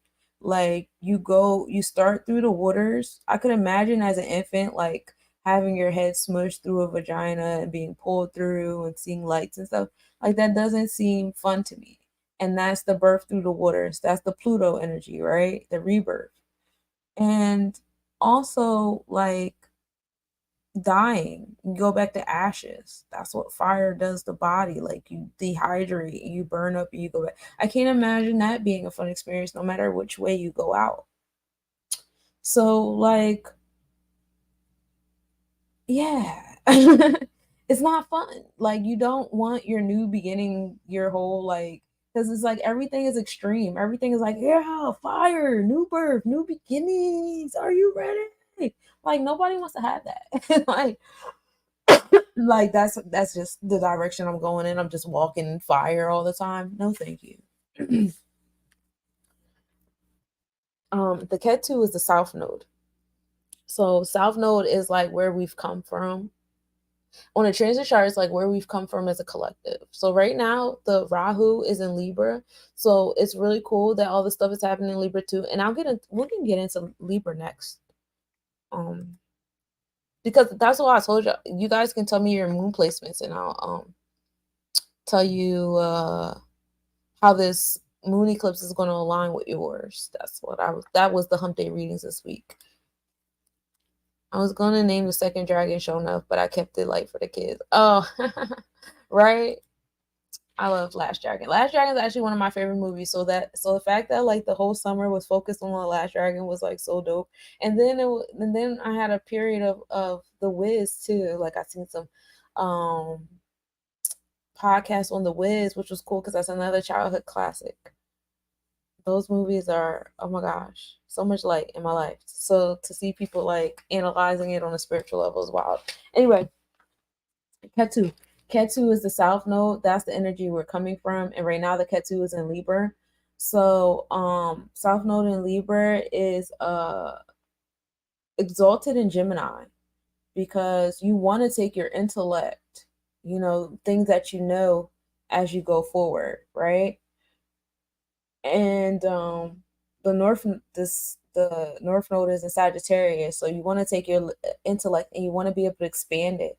If you can't take your intellect into space, like I kept seeing a meme that Jim Carrey said something, but I don't know if he said it for real, but it was a meme that said the most intelligent person or something, I don't know, don't quote me because I'm about to lie, but like when you're able to have a conversation with someone and they tell you something that like disagrees with your intellect you already know, but you accept it and you allow it to expand your intellect, like you're like the smartest person ever because you can do that. And that's the point. Like the South Node is friends with Gemini. That's the intellect. That's what you know. That's your community. That's your roots, right? Because the community that Gemini deals with is like your cousins, your grandparents, your aunts and uncles, your parents, the people you went to school with, your childhood friends, people in your neighborhood, on your street. That's all Gemini energy. And it could be unfocused because that's where role strain comes from, right? If you're playing all these roles to all these people, you can get a little strained, especially if you're friends with people that are enemies or you're friends with different, or you're like cool with different relatives that like don't like each other. You go to Thanksgiving dinner, it's about to be drama. That's Gemini role strain, right? That's, being everywhere at once and it's not fun. So, Rahu being enemy of that is like, you can get stuck in that. You can get stuck in all those role strings. You can get stuck in that intellectual realm where, I know this, I know that. And if you're not allowing yourself to expand to the realms of Tahuti, which brings you into like metaphysical, like you're in the physical knowledge, but we want to take you to metaphysical knowledge, what requires you to expand your philosophies on things. And philosophy is a very difficult thing to expand if you're stuck on intellect. And intellect is usually stuck on like physical labeling, classification, separatism, animal kingdom and plant kingdom and eukaryote, prokaryote, and microorganism, macroorganism, factual conspiracy like mindset that Gemini brings, that'll move you away from Sagittarius. However, it's good to keep it in your Ketu, which is your South Node, and as you move towards. So Ketu is debilitated in Sagittarius because you don't want expansion in your South Node. You don't want your sacral chakra where you're coming from. You want it where you're going. You want to move towards joy. You want intellect in your Ketu, right? Ketu doesn't own any planets or any zodiac energies, of course. And Ketu, just like Rahu, are friends with Venus and Saturn, because you want your heart connected to that Gemini energy, right? I want my heart connected to my community. I want that, I want to feel good about it. I want beauty in that. I want compassion and empathy, sympathy, forgiveness. I want heartfelt connections in my community and my communication and my intellect. And I want to feel good about it. And then Saturn is also here. Ketu is friends with Saturn as well, because there's boundaries in that realm, right? We have discipline and order, and we allow that intellect to build a foundation for us so that we can go beyond and accept expansion. And then Ketu is enemies with the sun, the experiences, because that role strain experience can be a lot until you find a balance. Being unfocused, being everywhere, the journey to that. Moon also, because the fluctuation of those things. And then Mars, we talked about that all the time. Now, as far as benefic and malefic placements, benefic placements are placements when they're around each other, they get along. So if you have like some type of like stellium with these placements, it's like, yeah, cool, they work together. So Moon, Mercury, Venus, and Jupiter, having those near each other, chef's kiss. It's a great time. Planets that are like, I don't know, girl, them being in the same zodiac doesn't sound good. It doesn't sound like a fun stellium. It's Sun, Mars, Saturn, Rahu, and Ketu. Having them in a stellium realm somewhere is crazy. It's wild there. And how they affect each other varies. It depends on the degrees they're around each other. That's when you get into numerology and angles and shapes and triangles and all that fun stuff. You can get into that there. But yeah, that's the Vedic chart, and that's when you really get into like the connection between like astronomy and astrology, when you get into like the degrees and stuff like that of all that stuff. But that's Vedic. A little taste of Vedic. And so getting into Libra energy, right? Because this is where the sun and the moon and Mercury on the Vedic chart, we're all hanging out here. Well, actually, they're all hanging out in Virgo in the Vedic chart, because we're still in Virgo constellation. So Scorpio sun and moon in Libra. Ooh, happy moon return to you during this energy. So with the sun being in Libra while your sun is in Libra, why your sun is in Scorpio, it's finding balance in your solar plexus chakra experiences. So like experiences like serenity prayer is good for you, like knowing the balance of like what's in your control and what's not in your control, and having a level of acceptance for the difference. And then that how you experience your control levels and different things, that is what's giving you the experience of extremities. Like if you feel really, really out of control, the experience can go crazy. Or if you feel really in control, that experience can be kind of like rigid and, tunnel vision, and you kind of like miss certain things. So you want to, in this space, is just like finding a harmony in that solar plexus realm and your experiences. Like, I know how to go with the flow and have a plan. Like, it doesn't have to be that extreme. It's okay. And also, like, your empowerment is in your energy exchanges. It's that's what it's doing for the collective. Like your sun being in Scorpio, how your energy is adding to the collective Libra energy is like you bring the solar plexus chakra, you bring the courageousness and the fearlessness. Like I'll go to the solar plexus chakra with you real quick. So Scorpio energy, when you get into the netters, is associated with Herakuti. Now we get into the fifth sphere on the Kabbalah or the Tree of Life. And this deals with enforcement of the celestial government administration. And in order to be an enforcer of the celestial government, which if you go back down to the sacral chakra, that's ruled by Mayat, that's when we get into the celestial government and administration. So now we're enforcing it in our solar plexus chakra. So it's your gut that's enforcing things for you. So like I feel it like that's the physical response now. The gut controls the mind, right? So you have this gut feeling and it's like, nah, my gut is telling me da da da da.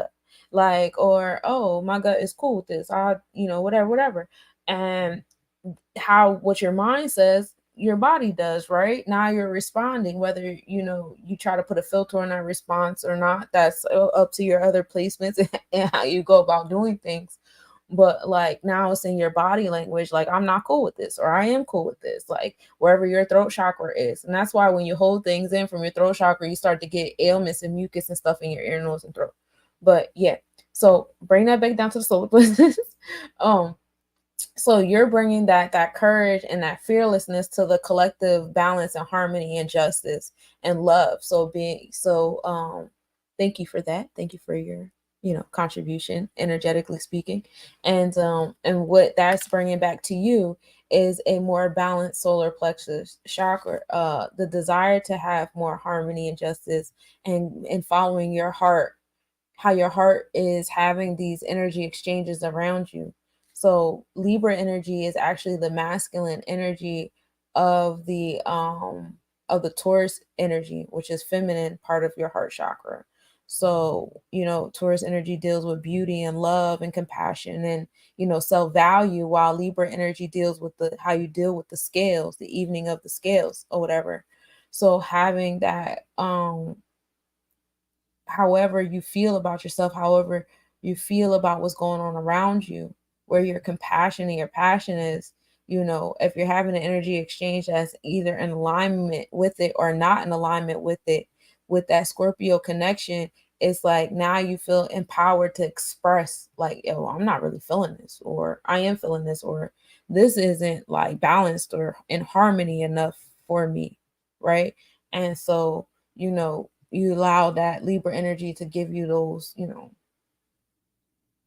balanced things. And it's also going to be things that's going to test your solar plexus chakra, because we want to see how balanced you are, how much you're willing to enforce your inner integral code, your inner moral code, and it's not always going to be easy because Scorpio energy is very extreme. It could be a high or a low. It could be a pluck or it could be a full kick, either way is to see, how balanced you are in your solar plexus chakra, how fearless you are, in alignment with that Libra energy.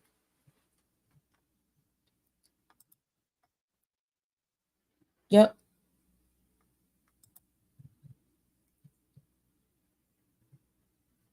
Yeah. And that's the administration. The administration like mission statement is like, I'm here as like mission control. Like I want everything to run smoothly. Administration always wants things to run smoothly according to the mission statement and the plan and the order of operations. And we're punching the phones here and the clocks there and the paperwork here.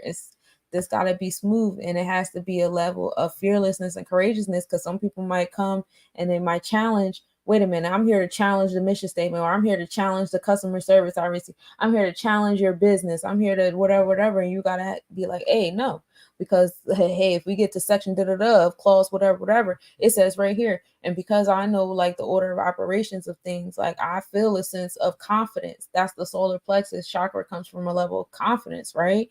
And having that energy to express that confidence. I know what I'm doing is right because I know how this go, and you're not finna come in my space tell me nothing different. And that's the energy that you bring into that space of harmony, and also speaking up for people. Yes, you at work. Yeah, you gotta be that way. You gotta know what you know. And that's what you bring to the harmony and the balance of the business. That's what you bring. And Libra energy is that energy exchange in the heart space. So that's what we got. They collectively in the Libra zodiac energy, along with the sun and moon, which is the left and right side of the third eye. Hold on one second. I gotta turn this stove down real quick.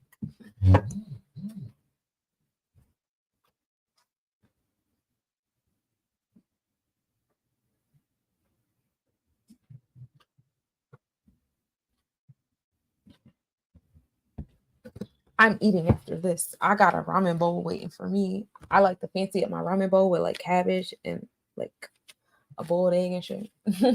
But okay, so in Libra energy, we have the sun and moon. So you have the left and right side of the third eye. You have your experience and experience. So your internal reflections on things and your external exchanges on things, right? We have Mars here as well. So you have your solar plexus chakra here as a collective, our motivation, ambition, our strategy. I was talking about this earlier. Like, we have to have a plan. It's time to have a plan that we want to execute, because you know Mars is rules over the solar plexus chakra, and Mars is like the energy of Ogun or Aries, the warrior, right? But it's not just about like destroying and beating and fighting and all that, but you have to have a strategy. Like, fighters that really know how to fight, they have a strategy. Boxers don't just be throwing punches, they have a strategy. Kickboxers have a strategy. Martial arts, there's a strategy. Ooh, I love martial arts strategy. Like jujitsu, strategy. There's strategies, there's an art to all this war, right? So Mars energy is not just about fight, fight, fight, fight, fight, fight. That's what happens if you have an overactive solar plexus chakra, right? You just out here burning everything. Forest fires out here, crazy, right? Or monsoons, because Scorpio Pluto energy is also in the solar plexus chakra, right? So you either have it that way, but you want to have a strategy. Just don't want to be out here just firing everything up. It's an art to the war. If you just got war, you're losing. I'm sorry. You might think you out here winning because you landed some punches, but you're really losing on a large scale. You want to know the art to it.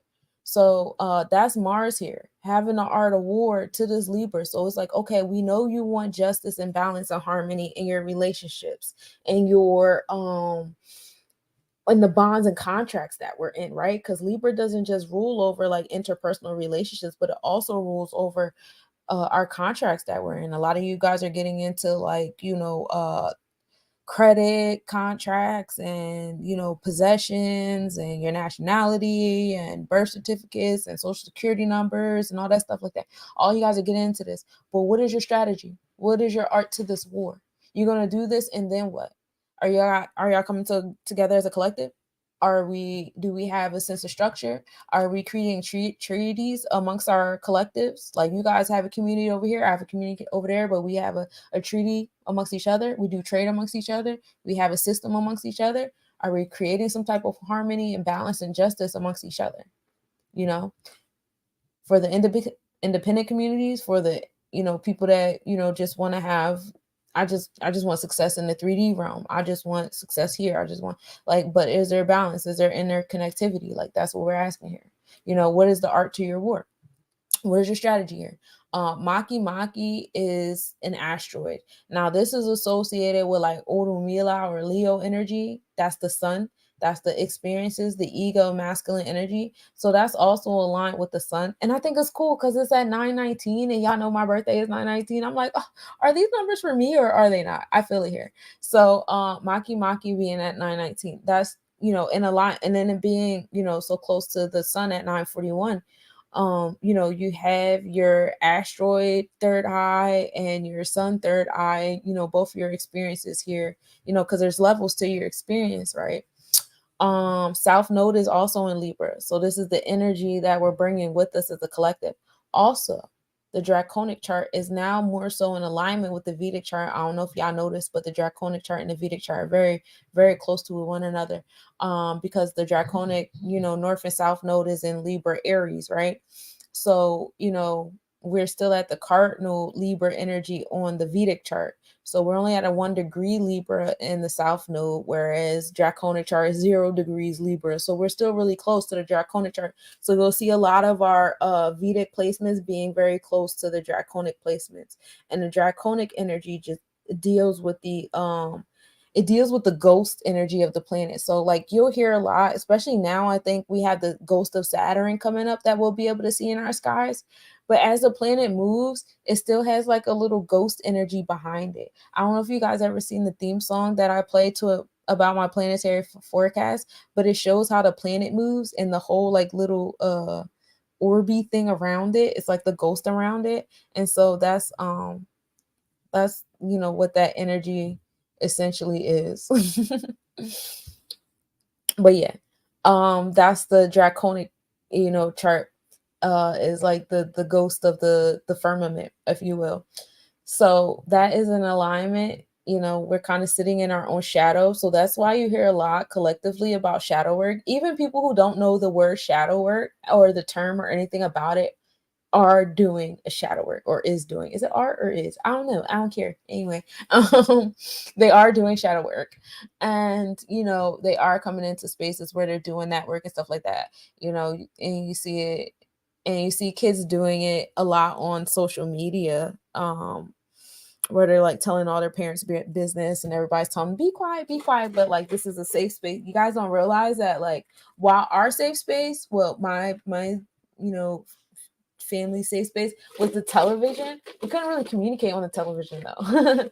It was just a safe space. Like, I'm gonna watch TV, or for me, I would read a book. I love Matilda. That was like, my vibe. Like, I'm gonna read a book. I'm escaping this book. So like how you had your escapes, social media is these kids' escapes. So like if they're dealing with certain trauma and stuff like that, it's not like they would go to the library and get like a book and to be like, oh, I can resonate with the character. It's not like they were gonna go find a TV show on Disney and be like, oh my God, this character. Like, I'm gonna go get this book from the Scholastic Book Fair that shows who the celebrities I can and how to send them fan mail. Like, they don't have that shit like we used to. So we had pen pals and flat Stanleys and shit. Like, we had different stuff. So this is what they have. This is how they express themselves. They've grown up on social media, and so now this is where their safe space is. So you'll find them finding their justice and their truth here. You'll find them, communicating here and having a lot of their experiences here. This is where their Libra energy is. You know what I'm saying? So, let that be what it is. Anyway, and it makes sense too, because on the Vedic scale, these placements that I just named, the Sun, Mars, and Maki, they're all in Virgo, which is communication. So while we're finding balance, harmony, and justice and stuff, we're finding it through our throat chakra, through communicating, through speaking, and then all the Virgo placements are in the 4th house. The 4th house is the home and family. The 4th house is the Cancer house. That's the moon energy. So we're finding that we're communicating through our internal, like our nurturing spirit, our intuition and stuff like that. That's the connection between this Libra energy right here on the Vedic scale, which is fun.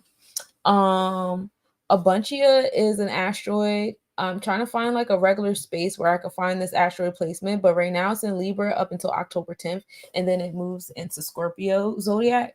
I'm still in the realms of finding its own. I think it's pronounced Epheremis, or whatever, and that's the placements and dates of the planets or whatever. Those are the tables that I use.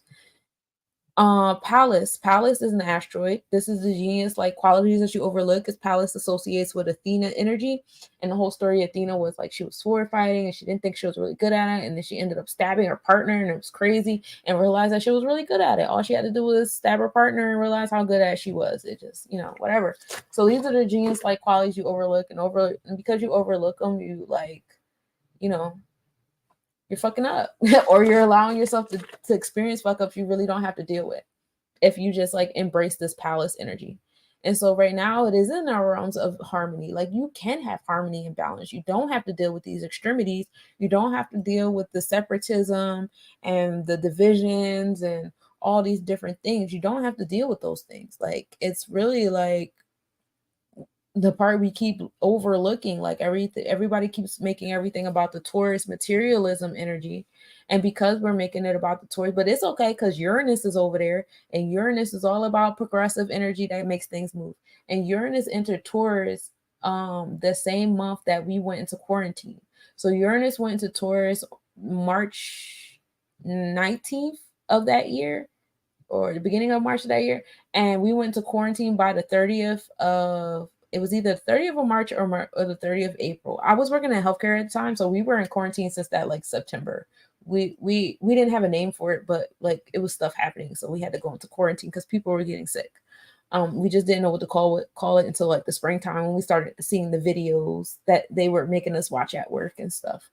So yeah, so that Uranus has been in Taurus. And when you think about it, we have been experiencing progressive forces that have been making us look at material wealth differently, right? We've been looking at money differently. All these cryptocurrencies we have now, more progressive forces. Now those different things have happened during Taurus season, during April, Aries placements. You've seen a lot of deaths and rebirths happen to a lot of the cryptocurrency owners.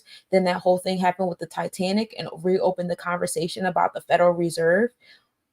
Still coming back to like Uranus making, experiencing a whole 360 experience in Taurus energy as well. So you had all those different alignments happening. And we're going to see more progressive energy as Uranus will be in Taurus all the way up until like 2026, April 2026, I believe. So we have a couple more years of Uranus and Taurus energy. And then even then, Uranus is still an Aries zodiac. So we haven't even experienced Uranus and Taurus constellation yet on the Vedic scale, So even though Uranus will be entering in Gemini, which is cool because Gemini is all about community. So now we have progressive forces going to the community while our Vedic chart is in that space of materialism, love, compassion, forgiveness. So a lot of that energy going towards our community. I see like a whole big healing session going on in a couple years between our community and our Taurian relationship with the community. So us more so moving materialisms in alignment with our compassion and forgiveness, moving the wealth around towards our communities, reparations in that realm, communities forming, taking, formation, especially like after, was it 2026 will be like the year of one. We're coming back into one. That's a nice little reset. Ooh, that sounds fun. Okay, cool. I'm here for it. Okay, so let's go back to Libra. Sappho is also here. So how we're captivating people and the literature realm and stuff like that, also in the realms of balance and harmony and stuff like that. So when I think about that, I think about the contracts we're under. I think about the birth certificate and the social security and learning how to like move into trust and all that stuff. And then us also writing like peace treaties amongst our communities that we create in our independent communities that we created amongst each other. I feel like that's what I hear when I hear Sappho. So these are the different planetary placements we have under Libra energy. Your Cancer stellium, Virgo moon is giving all those. Okay, so having a Cancer sun. Excuse me. I have like this last little bit of mucus getting on my nerves.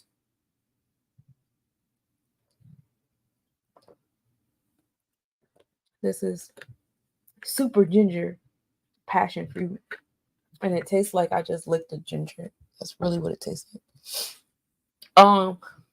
So having a Cancer sun under the Libra sun.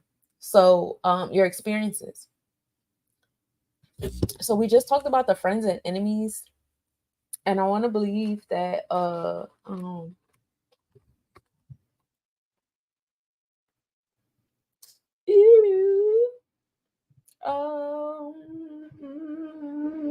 did I say was the enemy of the moon? Mercury. Oh, that's it. Okay, cool. So no, it's not what I thought it was gonna be. Oh yeah. Yeah, the moon and the sun are friends. And I was looking for Libra. But yeah, Venus isn't friends with the sun. And, Venus rules over Libra energy. Peace, peace. Virgo moon. Oh, peace. I'm a Virgo moon too. So hello, Virgo moon friends. Having your sun in water while the sun is in air and it's in that space of balance in the Oba scale. So you're finding that balance amongst your fluctuations in the moon. So like Cancer energy is very moody and it's learning how to find a line of peace amongst that moody energy. And so like allow these Libra experiences to assist you in finding that line of peace amongst, the fluctuations of the moon. What equilibrium are you here? What equilibrium would you like to experience while the moon is in different placements? Because it's cool to have like happy moon placement, experiences. However, at the same token, if you're allowing that energy to give you happiness, then you can also allow that energy to give you depression. Like you're still having that openness there. So here we want to find balance and harmony. We want to find that equilibrium line there. So in between that moody energy and the energy exchanges you have with people, we want to find balance there. Like, how are you cutting yourself off? Are you over nurturing? Are you under nurturing certain spaces? Like, where are the scales at in the different places with that realm? Do you overexert your feminine energy in certain spaces? Sometimes you have to dial back and understand that while you have your placements, other people have their placements too. And so you have to respect those, spaces, those energy exchanges. Now, as Virgo moons, while the moon is in Libra, we have to find balance in our thoughts. We have to find balance, and we're finding balance and harmony in our daily routines. And this is in home and family, because the moon is all about nurturing space, how we nurture ourselves. And sometimes we can put it to the side because we can get so caught up in nurturing other people and being the martyr. And what we sometimes don't want to be honest about is being a martyr is actually self-serving, and we actually really do like to do stuff for people, and we just like to complain and just listen to us complain. But we're gonna take a deep breath, and then at the end of it, we're gonna be like, I feel really good that I did that for that person. It is what it is. So we just have to find like a balance in that space. And because sometimes we can overdo it. Sometimes we can overdo it, the routine, and have this astronomical to-do list and over plan every minute of every day, and then get super doubtful in a spiral and stuff when things don't go as planned. We got to find balance there. We have to find balance in the overthinking that leads us into perfectionism, which can sometimes lead us to procrastination. And this is all in our nurturing space, our listening to our intuition, doing the meditative space. We have to, have a balance here. Some of us can be overindulging in this space and allowing this space to become our black hole. Some of us are not going to it at all where we should be in there. It's all about finding balance here, finding and it's in a lot of our interpersonal relationships as well. Some of us have been overthinking these different spaces. However, it's time to act on them. It's time to communicate the abracadabra, going back and forth, find groundedness in these spaces, find harmony in these spaces, learn how to communicate. What we contribute to the collective, like Libra moon energy, is our ability to communicate, our ability to say the abracadabras and express the necessities of law, justice, and truth. Some of y'all are very good writers. Some of y'all are very good speakers, and y'all can really speak on this Libra energy. Y'all can really speak on the necessities and advocate for these things in the nurturing spaces and the feminine intuitive spaces. Also, throat chakra is channeling energy, right? So you could really do that. However, if you're not doing it for your personal, it's going to be very difficult for you to contribute it to the collective Libra eclipse energy. So allow your experiences to, give you balance. That's for all my Virgo moon energy. And oh my God, I swear, as I said that to y'all, I just felt that in my spirit, because I'm having such a hard time speaking up for myself in certain experiences. I just don't know what to do. I feel like a little baby infant. That was like a pull for me, because I wasn't really like, I wasn't even thinking about it till afterwards. I just listened to what I just said in my head, like, oh shit. Okay, I get it now. Because all week long, I'm like, what the hell? Why is this happening in my space? Y'all have no idea.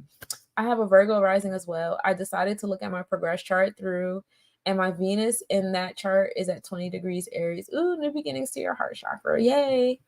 And 2-1 is finding balance and learning how to, stand on your own. And that's what's going to bring you creation. Directly opposing the eclipse. And my rising in that chart is in Libra.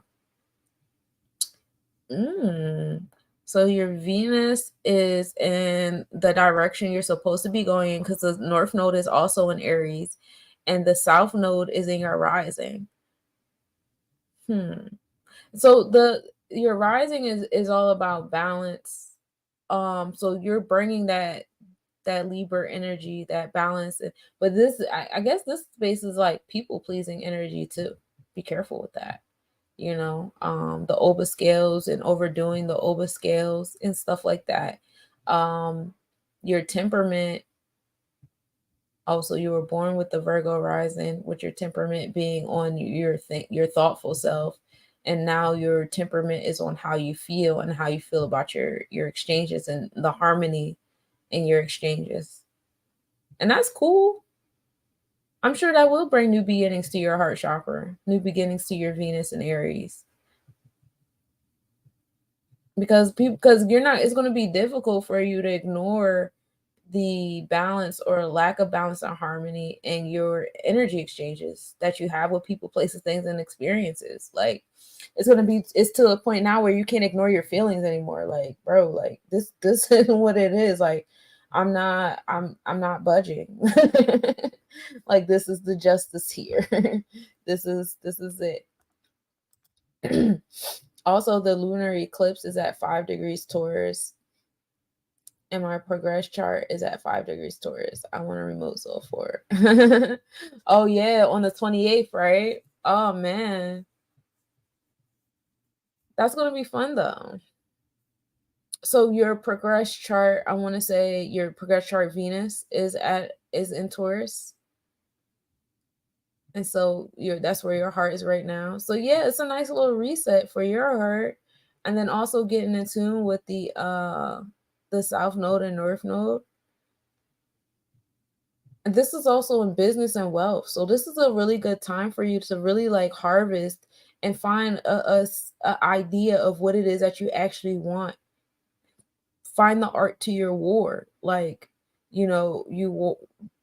the seventh sphere deals with Libra energy. So this is when you get into the celestial design. What is the design that out of what you want? When we get into celestial design, like on a physical level, scientific level, we're talking about the DNA code in the nucleus, right? Like, what is the design here? How do you want things to replicate? How do you want this baby to look like? What's the DNA looking like? And so you can do that now for your heart chakra in the realms of business, how you want wealth to come to you, how you want to experience wealth. This is a good time to harvest that. And also in the space of love. What do you want in your love exchanges? It doesn't just always have to be romantic love. It could be familial love, friendship love, community love, neighborhood love, the love you want from your village, your friends, just be very precise. This is a good time to be precise about those things as you undergo these two different eclipses, because the Libra energy is about like you really designing it, and Taurus energy, it being in a earth energy, is about it really like manifesting and solidifying. And it's cool because like we will be a few days into Scorpio energy. Scorpio's fixed, so we'll definitely find us slowing down seasonally. Libra is not a big zodiac energy. It's actually very small, and that's why it feels like time just flies by from Libra to Scorpio, because we're in air, we're moving very fast, we're moving through debris. So as you'll notice that during this month we have a ridiculous amount of meteor showers, and that's because we're moving through that debris space and time of our orbit. Or there's just a lot of asteroids over here, and so we kind of move it pretty quickly, in this air energy. So you see a lot of wind blowing the tree jizz all over the place. Oh my gosh, it'd be all in my hair, on my clothes. Oh my gosh. That's the fall, the leaves falling, the seeds of the trees falling and flowing everywhere and stuff like that. It's time for those kind of plants to start harvest going in the soil. We're trusting the soil, and we know that that seed is going in the soil, and it's getting all the minerals and the vitamins and the moisture and everything it needs, because you can't keep going into the dirt to dig up the seed to see if it's sprouted, to see if it's rooting and all that stuff. You can't do none of that. You have to trust and be still and know that the flower and the plant is growing and it's being as strong as it needs to be. So in the springtime, we get the fruit and the flowers, right? So that's what the Libra season is doing. It's blowing the seeds and putting it in the dirt. So you guys at this moment, you guys are making the thoughts. You're blowing your seeds. You're making the thoughts. You're blowing your seeds. And you have to trust that it's going in the dirt. It's going into the cosmos. The cosmos, the soil is the cosmos, right? That's the darkness, right? Cosmos are dark shits. So it's going into the cosmos and it's sprouting and it's taking form. And you have to trust that this season. So like as above, so is below, right? I'm looking forward to the DNA activation from the eclipse. Yeah, definitely. Like the sun and moon is the alignment of the left and right third eye. And we can go up there. This is the only chakra we have that's ruled by two planetary type bodies, with one ruling one side and one ruling the other. That's why it's so strong. The third eye is such a strong one, because right after the third eye we get into the crown chakra, and the crown chakra isn't associated with any celestial body. It actually is when we get into the realms of the conscious, and we're connecting between the physical and the non-physical body, which we can go back down and see this, the connection between the physical and the non-physical body. We're going beyond the crown chakra, and now we're all in the non-physical astral bodies and thoughts and the patterns and our contribution to the whole galaxy realm. So that's what's happening.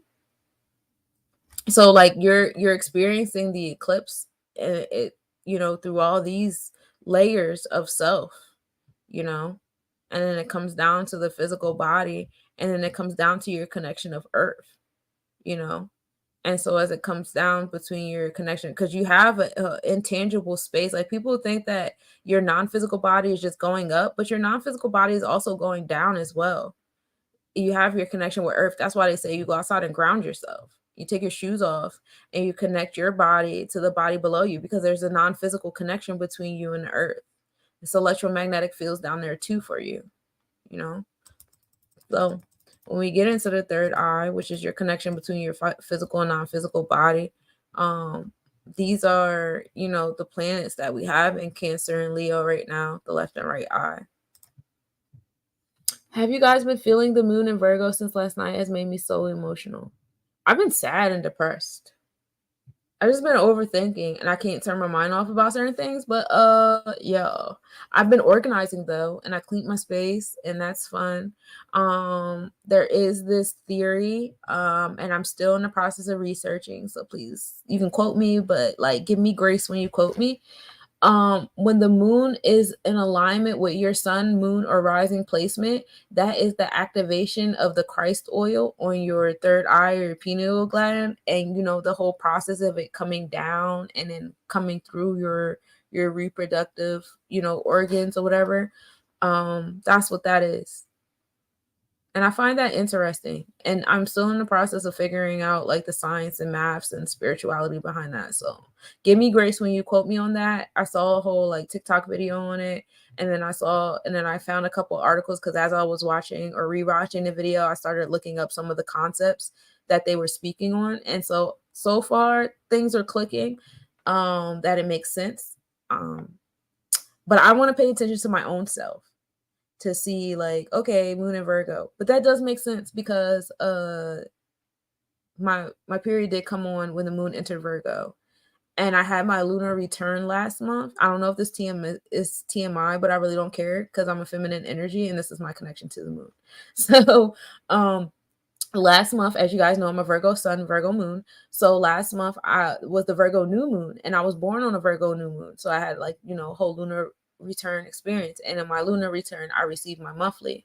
So now that we are in the moon and we are in the waning phase and making our way towards the new moon, I'm starting to see a pattern with the Virgo new moon giving me my monthly. So that kind of like was like solidifying my connection with the Christ oil thing. Like, what if the Christ oil is my period blood? And that's why people put it in spaghetti, and that's really fucking weird. I would never do that to anybody, but like that's probably where like that weird magic comes from, because the monthly is the Christ oil. Oh my god, I solved it. And that's just my personal experience. Now that I've told y'all that tidbit of information for experimental and statistical analysis, can y'all pay attention to how the Virgo moon affects you guys? And also look up what phase moon you guys were born at. If you go on astroseek.com, what I like about them is they tell you what phase, but also if you use a farmer's almanac, which I also use to double check and stuff like that, you can find what phase the moon was in at what degree and stuff like that when you were born, and pay attention to whenever the moon is in like that zodiac or whenever it's in that phase, and let me know what happens to your reproductive organs. Because I want to like see if this is really like the Christ oil theory thing is accurate. So far for me, yes. I'm trying to look forward to it. I need to stop my crap thing on. Yeah, that's the Virgo energy. And that's the trap for us. And that's why Libra is about finding balance and finding a peace in our thoughts with the Virgo moon. So these experiences that you're experiencing right now during the Virgo moon is showing you how balanced or imbalanced you are in this realm. So the fact that you can recognize it, because at once upon a time you probably used to let yourself get consumed by it and you didn't even like think about it, and you didn't even know an eclipse was coming, so you just let that shit beat your ass, you know. Also, so now you're in a space of awareness where you know, like, oh bro, it's a Virgo moon and I'm like under this Virgo moon energy, and I know the lunar eclipse is coming, so I know I need to find balance before I get to this Libra lunar eclipse that's going to activate my heart chakra and all this stuff. So like, you knowing all that stuff, yeah, that's important.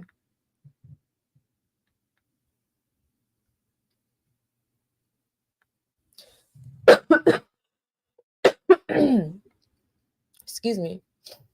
Yeah, human design is key, most definitely. And I've noticed that the way I do the chakra placements is just a different jargon to the human design.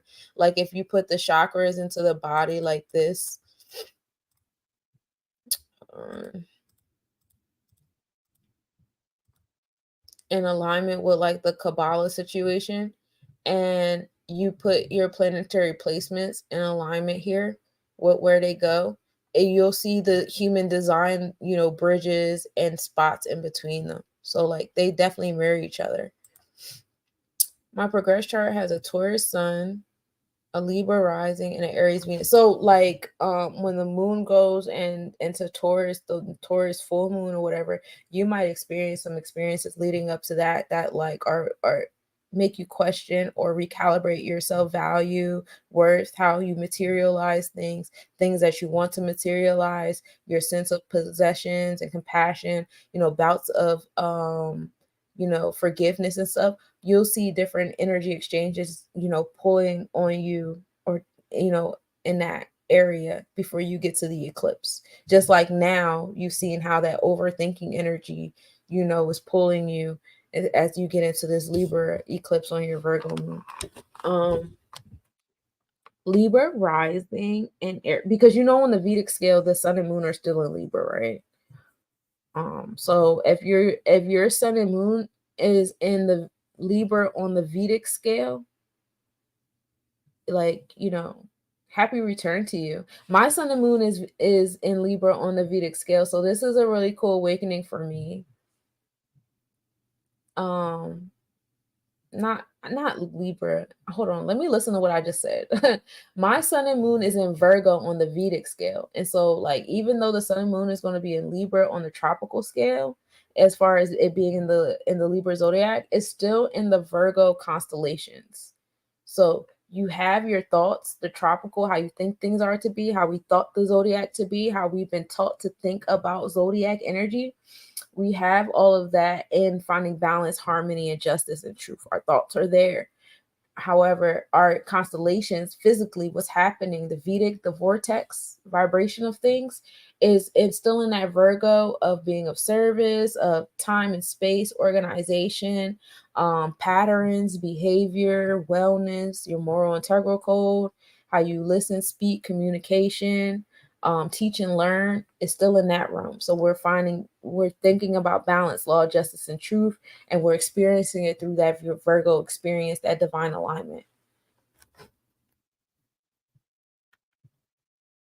My natal sun is in my seventh house. So you have seventh house is the Libra house that does deal with the interpersonal energy.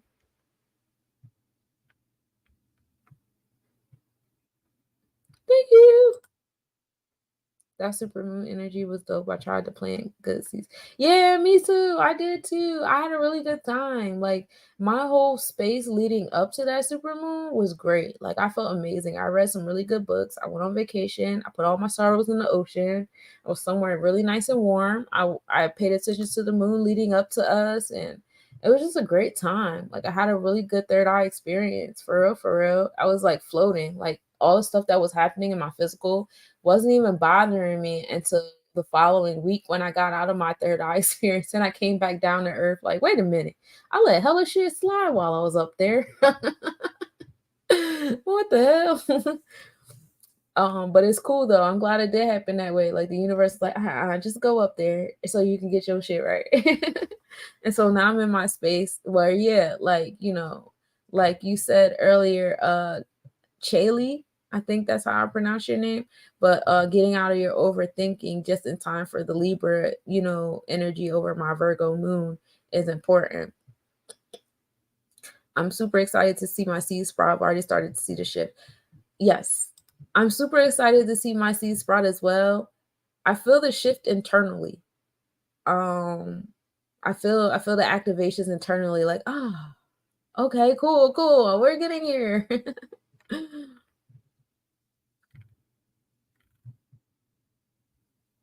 Okay, I'm scrolling up. Yes, I did. I let a lot of stuff shine because I wasn't physically here. I was not physically here. I was such in a good space. I was such in a good space. So we did the root chakra. Oh, just to let y'all know, Pluto goes prograde now. Now it goes prograde. I have Pluto.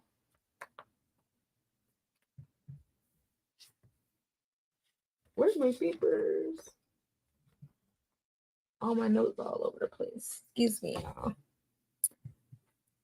Yes, on the 11th, yesterday, we went prograde on Tuesday.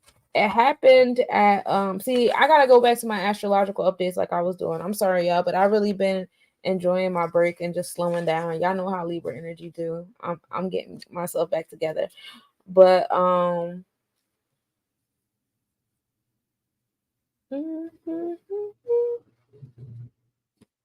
where did I put it at? Oh, at 7:07 a.m.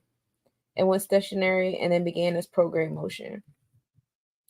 So now we have Pluto going prograde in Capricorn. So a lot of transformations to your boundaries are happening a lot quicker. Before it was like slow and steady, it was still extreme, but it was kind of like slow going up and slow going down with the transformations in your bound with the challenges in your space. So like so now you'll feel a speed up in the challenges. So like I know some of y'all, y'all, I just spoke to my soul. You heard me. I needed that. I don't know if y'all needed that, but I needed that. Okay. So I like when I get downloads to myself. That's fun. I love it here. My moon is in, in Virgo. So communicating, like freestyling, writing is how I channel. Talking is how I channel. That's why I spiral when I talk sometimes. And I come to a cul-de-sac and I'm like, okay, now let's make a U-turn and go back. But yeah, okay, so Pluto being in retrograde was a slowdown to the challenges that we've been going through that's creating like boundaries and order and manifesting things for us and helping us get like our basic resources and survival self and authority and stuff in order, right? So now that Pluto is prograde, those transformations start speeding up. So like some of us have been waiting for the outcome of certain things in our root chakra to take place. Like, bro, I'm just waiting on this so that I could do this, bro. I just need this to be grounded so I could do this. And so it's been slowing down because Pluto was chilling. So now that Pluto's not chilling anymore, you're going to see it speed up, especially if you guys have been sticking with it and trucking with the different, things in your Saturn, the different, things you've been working on in your Saturn. So if you've been sticking with it, yeah, this is a space and time where that transformation, the rebirth and all that stuff is coming back.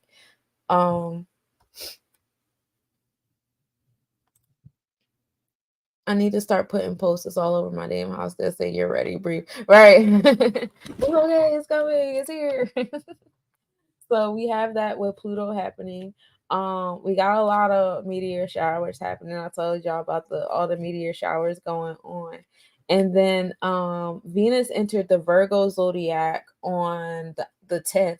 So now we have our heart chakra, the thoughts, the tropical chart of our heart chakra sitting in the space of like being of service, helping people. And you'll see that coming more in fact, because a lot of powers to be, a lot of organizations and stuff play on that, because you have all these organizations, like you got the cancer organization, the different factions of the cancer researches, American Red Cross, UNICEF comes out with their Halloween stuff, all these donate $1 for this, donate $1 for that, do this for that, do that. All these charities come up and play on that energy of Venus being in Virgo around this space and time. So, you want to be of service, you want to help people out, you want to, help harvest people's like goals and stuff like that. And so that's the Venus and Virgo energy. And you use that whole energy to your will. You see how other organizations and people, places, and things harness that energy to their will, so you harnessed it to yours. Right now we're in a space with people's, whereas a collective, the heart chakra is in Virgo. So and that's also a space of invocation. So think about the deities and energies and things like that that are associated with the heart chakra: Oba and Oshan, Venus, Aphrodite, and Libra energy, cuffing season type energy, what you want to attract in your vortex. This is the third quarter of the fiscal year. The fourth quarter of the fiscal year. We're bringing things to the close. The government is always in alignment with this, because we know the government is a corporation. So this corporation is in alignment with that energy. As this time of year, they always go into some level of shutdown, or they start chilling, or layoffs, or whatever, what have you. They start cutting off things. They start cutting down prices and stuff like that to justify them raising their prices during the first quarter of the fiscal year in January. Type taxes and stuff like that rise up around that time because they slow down around this time. So even the corporations, the big corporations, are in alignment with the Netarus and the zodiacs and stuff. So like, get it together, guys. Like, all this energy is in alignment with it, and they do a good job, and they're successful in it. Sometimes they fall short because they're not righteous with it, but then they pick it back up. And so, that energy there should not make you be scared and think, oh my God, the powers that be are doing things to me, but more so empower you. Like, oh, that's how y'all harness the energy, but I can harness the energy like that too, especially if I got me in a conglomerate of people willing to work in a system with me. You see how everything works in a system. Even if you look at a cell, even a cell has a system within itself to do every little thing it does, whether it's a uni, the cells that only have a nucleus in it. Like, even a cell like that has a whole system in it, because it has to have a nucleus in it, and the nucleus has the DNA and how it goes from DNA to RNA sequence. It's still a system, and it still requires multiple pieces to make the system. So there's no space here where anything is doing anything by itself. You know what I'm saying? Even organelles have organelles that have systems. You know what I'm saying? And all that makes the organs. And even organs don't move alone. Organs have systems. Organs have systems within themselves that have a system. Like, it just never stops. There's always systems. So to think that you can do things and accomplish things by yourself doesn't even make sense, because you wouldn't have to do things or accomplish things if you were by yourself. And that's the connection between Asar, the root chakra, and Auset, the third eye, the Cancer energy, the third eye chakra, both on the feminine side, the internal side. That connection of to be one with all. I talked about this the last Sunday sermon I did, about how people are the true altar, and how we create all these altars on our desk and our tables and side table drawers, and they're very pretty, and we put all the elements there and we make them look nice. At some point in time, we're going to have to learn that we're the true altar. You have the fire, you have all the elements, you already have the fire, air, water, and ethers inside of you, and earth. And if you are the altar, then that means that the altars that you're trying to summon and the orishas that you're trying to summon don't lie on tables and in the air and around you. They lie in other people. So if I'm trying to invoke Ogun, I'm invoking people. If I'm trying to invoke Oshan, I'm going to invoke people. If I'm trying to invoke Obatala, I'm invoking people. I'm invoking these kind of people and energy exchanges in my life that these kind of people are creating. You know what I'm saying? So lately, you know, because we have been going towards this religion that we've been going towards, which is God or Yahweh, you got to know that that is Ogun in the pantheon. That is the god of war. That's why that's the god that everybody called on in these historical books, the Bible and Quran and things like that, in different names, but the action is still the same. We're talking about the solar plexus god. This is the god of war, but the art of war.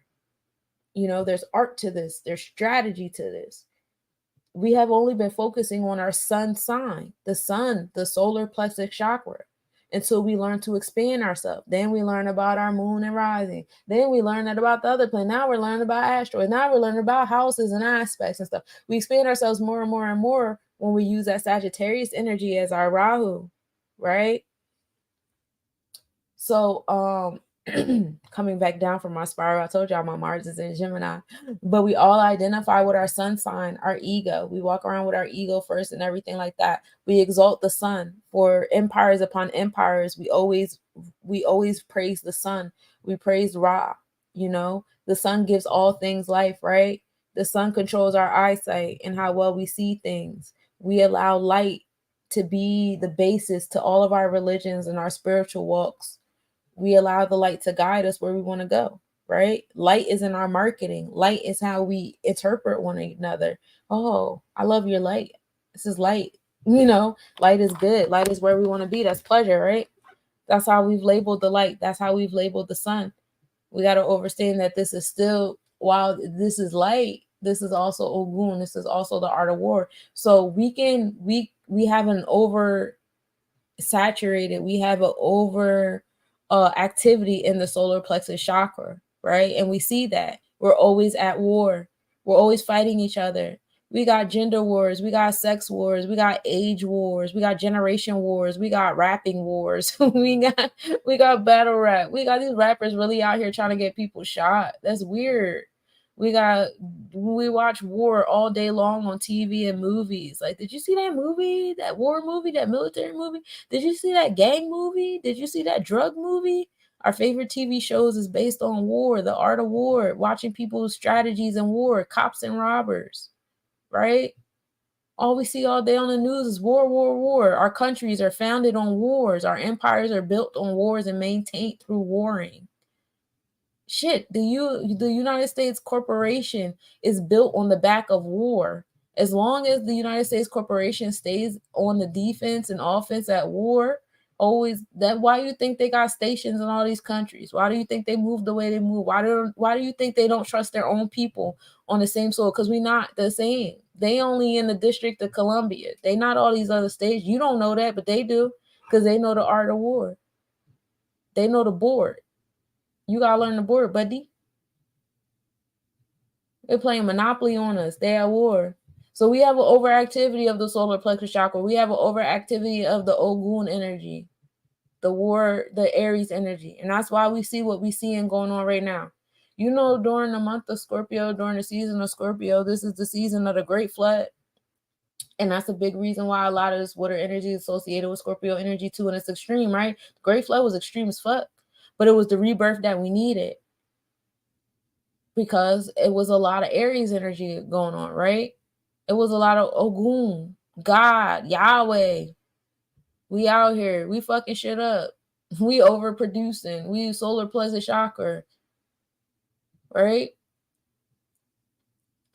So that's what we got to focus on as a collective. We got to learn how to call on all of our other, chakras of self and other spaces. And we are doing that. Please, if you know people that want to learn about their natal charts, open them up about it. Let them have that. Align it with their chakras. If y'all need assistance doing it, y'all know this is what I do for a living. This is what I do for a purpose. This is what I do for a business.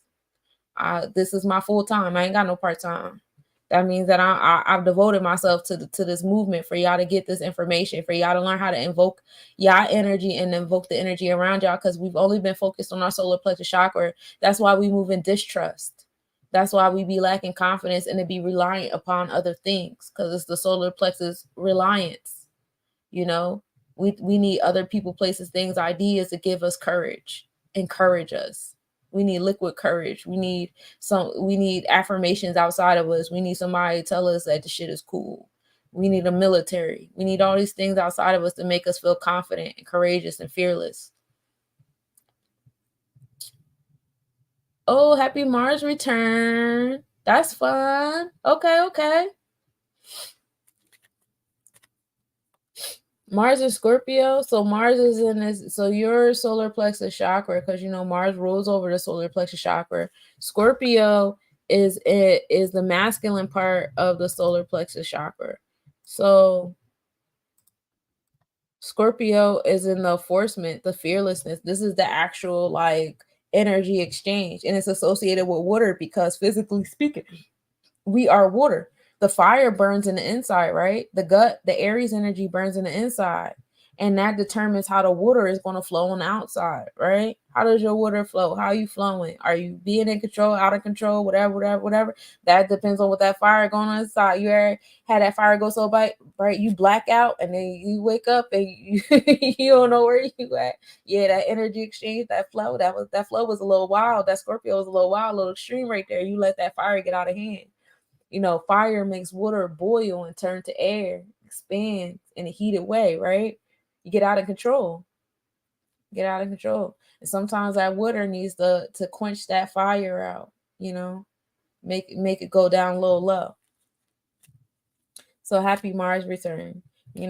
Have fun with balancing those elements. That's fun.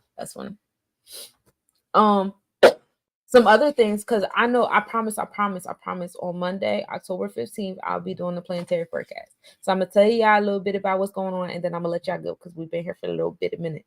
So, well, y'all know last night, the Mercury and Parima, because Mercury is in Virgo energy right now. Mercury and Parima were in conjunction. Parima is the star in the Virgo constellation that associates with prophecy. So being able to have downloads about seeing like future realms. So like, say if you got an issue you were thinking about, right, and it kept replaying, and you might have got an answer that came so easy to you, it didn't feel like an answer. It felt like you just made that shit up. Like, oh nah, by such and such date, that shit gonna be solved. It's gonna come to you just like that. And so if you had something that came to you just like that, hold on to that, because that was the answer. It just came so easy. And that was the Mercury in that space. All right. You're going to start noticing the zodiacal lights in the sky because the ecliptic is becoming the most vertical it is during the year. So around this time of year, the sun is moving. I mean, the earth is moving this way and that way and that way all at the same time. So as we're doing it, our ecliptic is coming less off the horizon and more into our vertical sky. So you'll start to see the quote unquote ecliptical, the pathway of the sun more so towards the middle of the sky. And it's a good time because it puts the sky at the sun at pure opposition and stuff from where we're at. And it's a good time. The moon and Parima. So first we had the experience with Mercury and Parima on the 11th. So now on Friday the 13th, we have the moon and Parima, reminding you that the sun and moon are still in Virgo constellation. So now we have the moon and the star of prophecy in alignment. So you're going to see an alignment of the sun, the moon, and Mercury. We have a triangle between the three. So for those of you guys who like to invoke and do, communications with different realms, and those of you guys who are in alignment with a Legua or Eshu or Papa Legua and stuff like that, this energy is most especially for you with the sun and moon and Mercury in alignment. This is definitely a good time to do some invocation in this space and time. Oh yeah, the asteroids bring a nice little salt and pepper to what the planets are doing. They definitely are. Because our mind is on this realm of transformation. And mind you, the Ayanamasa, which is the difference between the tropical, which is our thoughts, and Vedic, our vibration is 23 degrees. So it's kind of like having a ghost. Like our ghost is moving very slowly. So, well, actually, our ghost is moving quicker than us. So your energy is moving faster than you. Your thoughts is on Scorpio, but you're still physically in the cardinal energy of Scorpio, even though your thoughts is already on the mutable energy of Scorpio on its way to what is after Scorpio? Sagittarius. It's already on its way to Sagittarius. It's already on that realm. but your actual physical body is still in Scorpio. So that's why a lot of you guys feel that strain too. Like your mind is so far ahead of what's physically happening. Like we're just mentally ahead of time. And that's us entering the age of Aquarius too. Like we're not mentally here at all. We're ahead of the game mentally. Our body is in the back trying to catch up 23 degrees later. And I actually, that makes me want to watch the movie 23 again, because I forget all the significance of the number. But that is the Ayana Masa between the tropical and the Vedic chart. So if you don't know your Vedic chart, look at your tropical and do the degree separation. So look at Psyche. Okay, Psyche is at a 29 degree in the tropical. So if I want to know where it was at Vedically, I would just say 29 subtract 23, and that's 6 degrees. So I know that, it's in 6 degrees. Well, it's actually in 5 because of the just so happened, like the speed and all that stuff matters too to get it specified. But, we got a roundabout. It's 5 degrees, 6 degrees, whatever, right? It's like a degree or so apart or whatever. And, like I said, that matters on a lot of things like speed and stuff like that. Retrogrades, all that fun stuff. But you get a roundabout. Y'all get where I'm going with this. What else is happening? On Friday the 13th, so y'all know Friday the 13th derives from, the 13 phases of the moon. We love it here with the 13 phases. This is the 13 signs, 13 cycles. 13 is just such a beautiful number. 1 and 3 brings you into 4, which is stability. We're talking about the Masonic square here.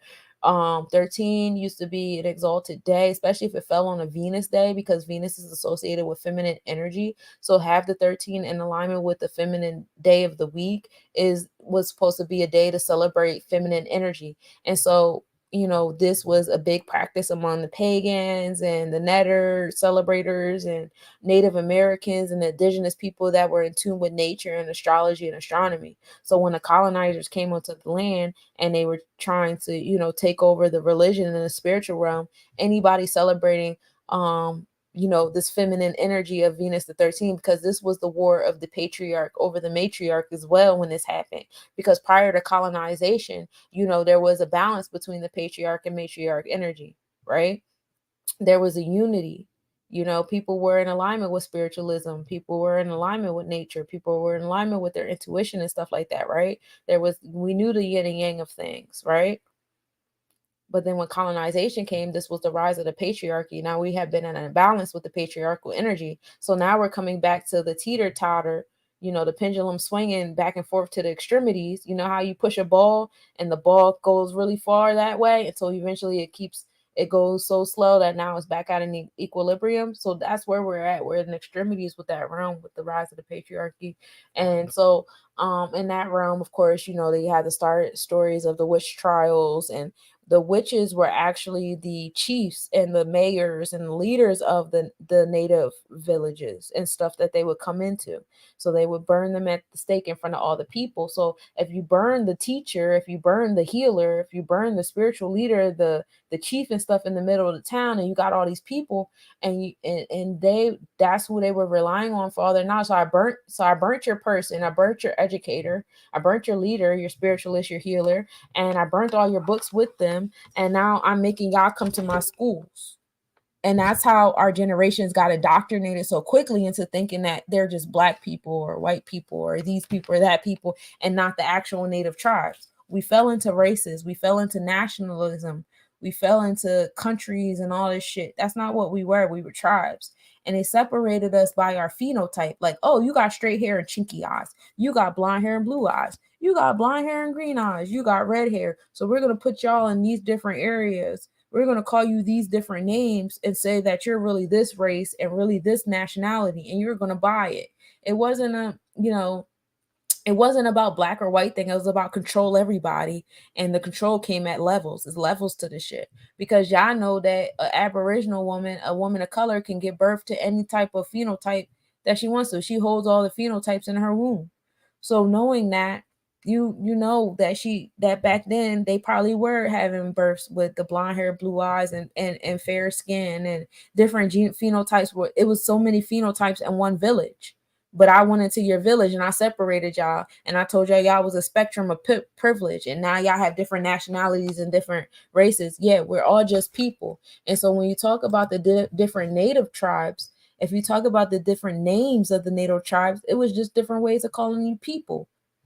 It was literally the word people or persons or just people and persons or light or whatever in their native tongue. That's what all the different tribe names were. And as an individual, it'd be like, okay, well, you are more like this animal and this, force of nature. So we're going to call you,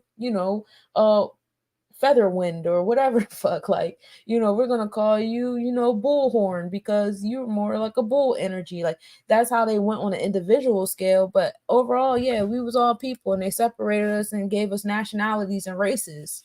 And now we look at each other and we have that eighth sphere stuck in our head, that Virgo Gemini.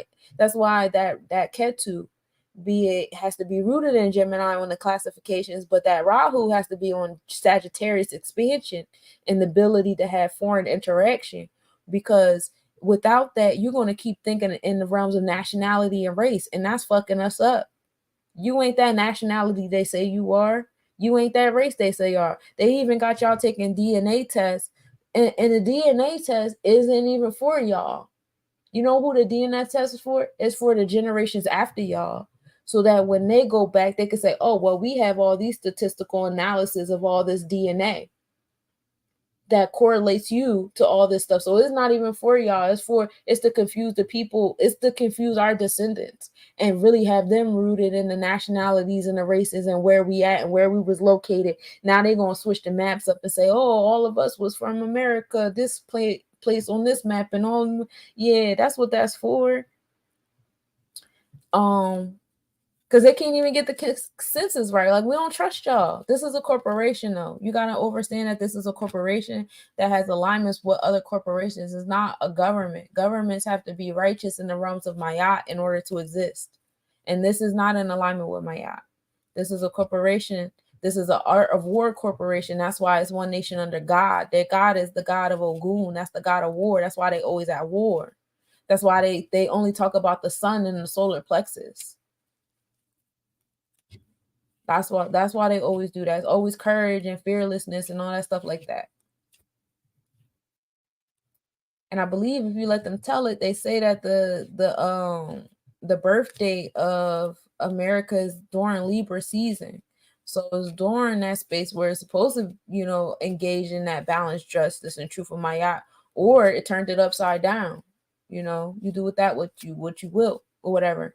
And I will also let y'all know that for some of y'all that don't know the truths about Pluto, the last time Pluto was in these degrees between Capricorn and Aquarius was during the Revolutionary War, towards the end of it. And it takes 248 years for Pluto to keep repeating the same degrees. So if you keep doing the math with the years and keep subtracting like 248, and you can even get into the shadow scales and maybe go back even further to like 258 or whatever, because not even 258, like 240 or 243, because Pluto does the retrograde and the prograde, so it might have been dipping its toe in Aquarius a little bit too before it finally settled the way it has been now, right? So you do go back all the way, keep going back those amount of years or whatever, and it'll keep taking you back to the rise and fall of empires, right? You'll keep seeing the history of the rise and fall of empires, the rise and fall of economics, the money and all that. Like the Federal Reserve is only like 100 years old. That's a corporation. It's a private owned company that has contracts with the United States of America, which is a corporation. And that's why lobbyists, investors, shareholders have more say so in the board of trustees of these corporations than you do. You have the popular vote. Like, they want to know what the consumers like, to keep the consumers consuming. We want to keep y'all consuming. So we want to know what y'all like. We want to know what y'all ratings are or whatever. But like, we're still going to do what we want. It's going to influence the mindset of the shareholders. It depends on, but now that you guys are getting knowledge of how much of a consumer or who your place is in this country or whatever, now they're really going to start to care about what y'all think. Watch how much this corporation revamps itself so that you guys can keep being subscribed consumers to it. A lot of you guys know that it's a corporation now. So, and a lot of you guys are learning how to own a corporation or a business of yourself, right? A lot of y'all learning how to do that. A lot of you guys taking notes. Congratulations, you're winning. Now watch how this corporation revamps itself so you can stay a consumer. Don't fall for it. It's going to be times where the solar plexus, the Ogun energy is needed. It's going to be times where it's time to like find a balance with it and chill out, you know? And that's really what we want this Libra energy to do too. We can call on that as well with the connection of the sun and moon. The sun is the solar plexus, right? The moon is the third eye. It's what's seen and unseen, the visible and invisible, the shadow and the light of self.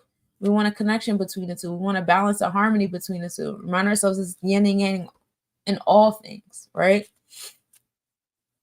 So, that's what's happening on October 13th. Mars enters the Scorpio. Oh, so you're having your Mars return on October 13th. That's fly. That's fly as shit.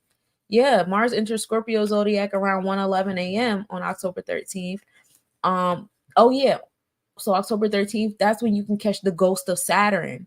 The Saturn, which we call a nebulae. So, you know, as Saturn's moving, you can catch the little ghost phantom it leaves behind or whatever. And then that's near the Aquarius constellation energy, because you know, even though we're in Pisces, we're still in Aquarius constellation. So that's what's happening, you know, Friday the 13th. Where is my Saturday the 14th? On the 18th is a big day too, because the sun is going to enter Libra constellation at midnight. Juno is what you need in a relationship to stay in it. So you're going to start thinking about that, you know, especially as y'all get to, you know, second quarter cuffing season or whatever.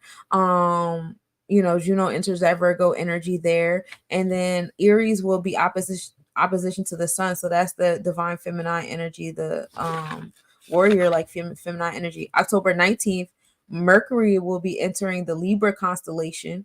So in our vibrations, we have that balance, harmony happening in our daily routines. So seeing how well you really manifested during this eclipse will start to take place by the 19th in your routine. And your experiences. Check your pattern app, y'all. Check y'all pattern app. Mercury will be at superior solar in conjunction too, so that's pretty fun. Where like we get into the ascending and descending nature of the orbit of the sun and Mercury, and so how Mercury will be positioned, because it's in ascending part of its orbit, it'll be higher than the sun, but it'll still be close in conjunction. Okay, October 14th, we're still at a waning percent moon. We're at a 0% waning. The moon and Mercury will be at minimal angle. Again, reminding you the sun, moon, and Mercury will be very close to another. The new moon starts at 1:56 p.m. That's when the moon is between the sun and the earth. The eclipse will be at maximum at 1:59 p.m., 55 seconds in the northern hemisphere. Where I'm at in New Jersey, the maximum will occur at 1:23 p.m. Pallas will be the furthest distance to the sun. Remember, Pallas is a genius-like qualities we overlook. And that'll be the furthest distance to Earth at 2:24 p.m. The activity of Epsilon Geminids, which is a meteor shower, begins on the 14th. The maximum date for that day is October 18th, and they move about 3 an hour. That's coming from the Geminids constellation.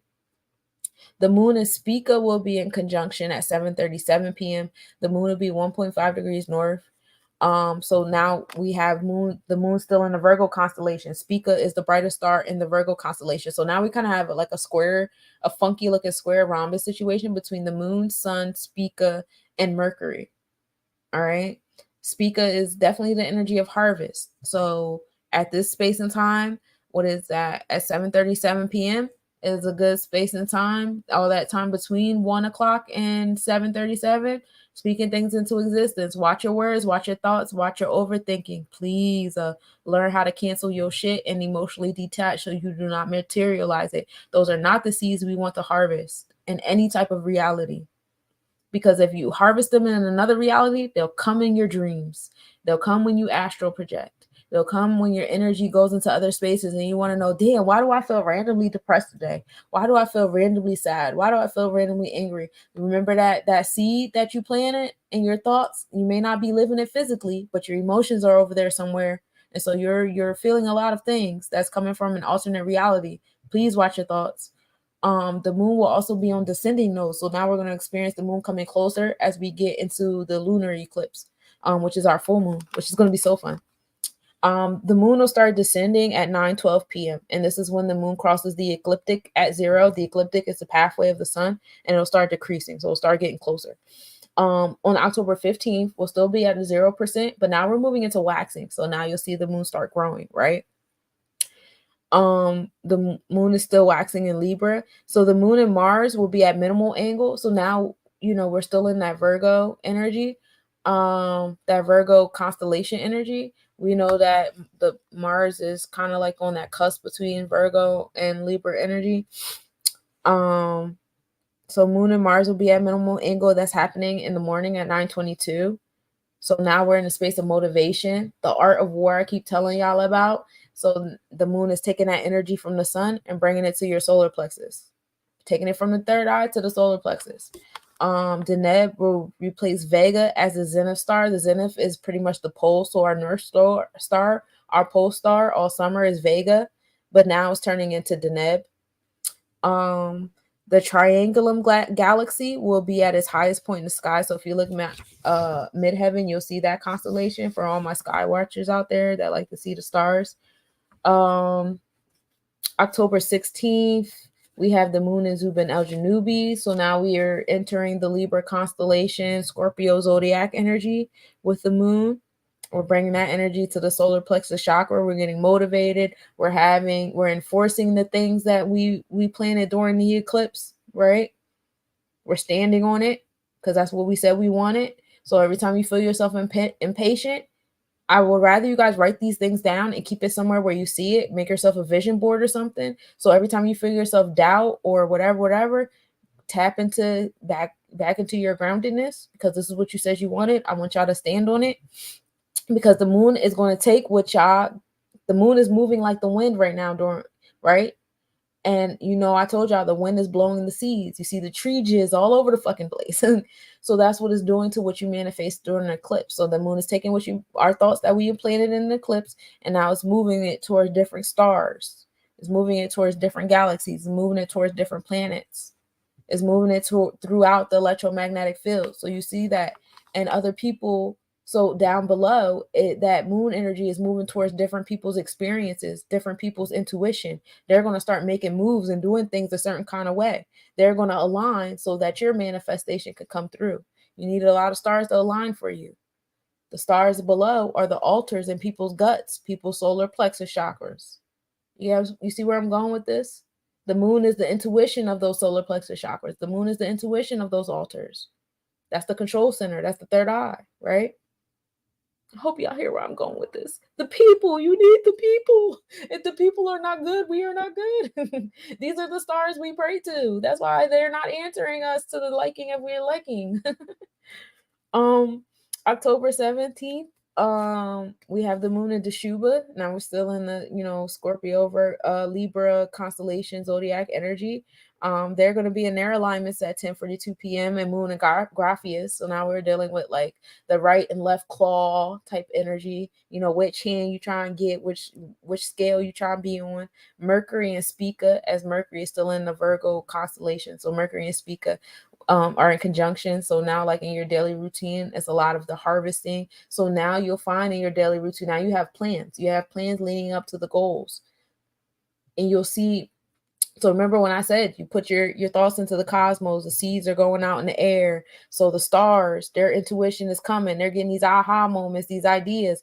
They're implementing steps now to make these ideas, not realizing that they're paving the way for your manifestation to happen, for this person's manifestation, for that. People are manifesting these stars to move in a precise way.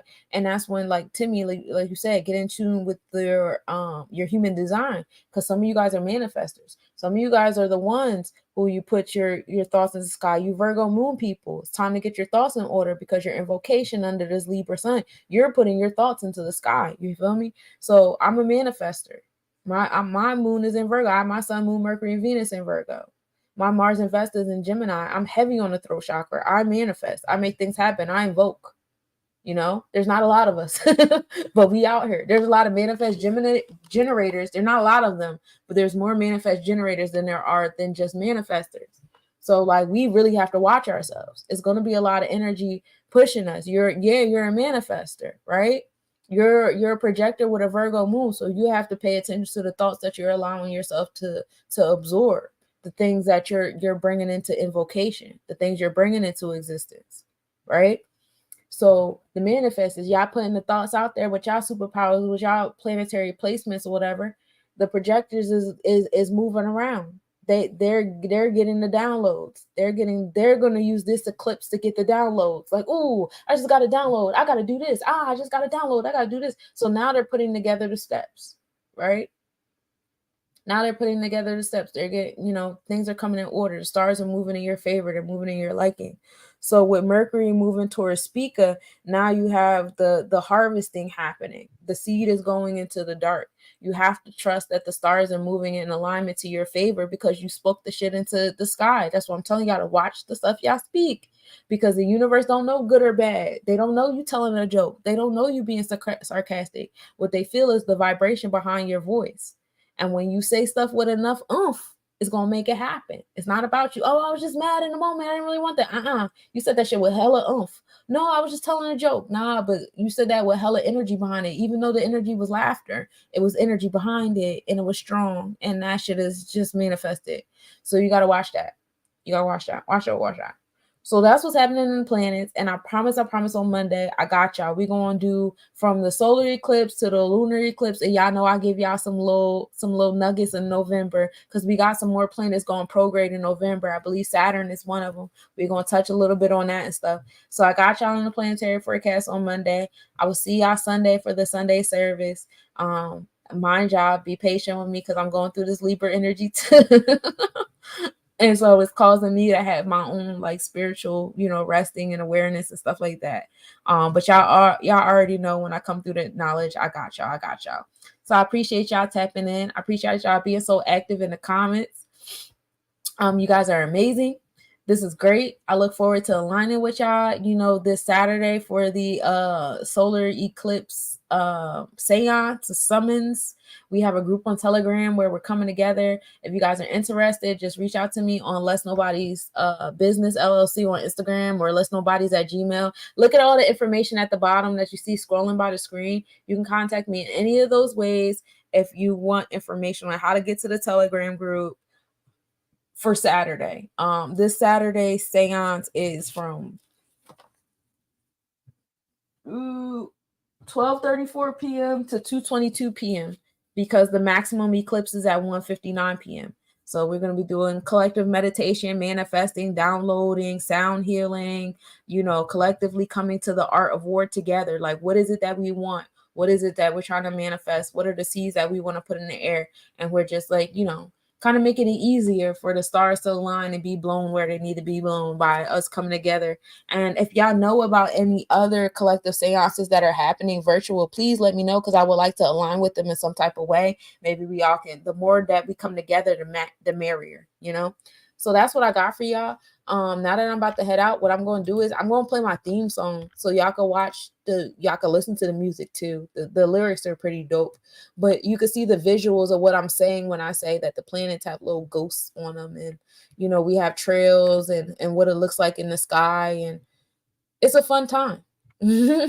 So peace, y'all. Thank y'all for being present.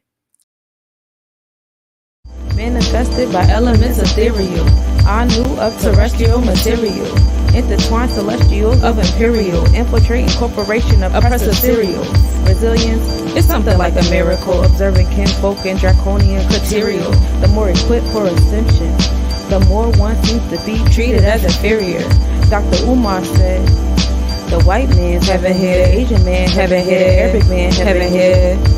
But the black man heaven fit. The black man heaven fit, cause it lies in death. Release from the karma debt, release from all the stress, release what we don't confess.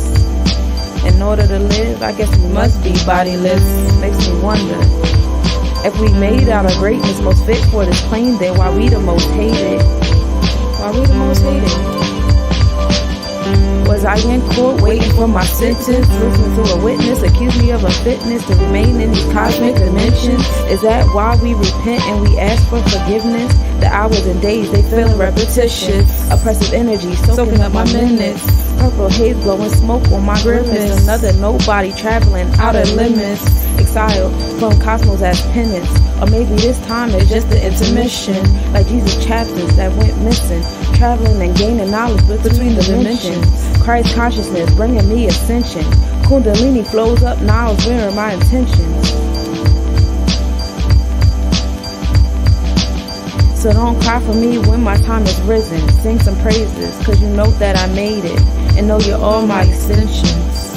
Yes, you're all my extensions.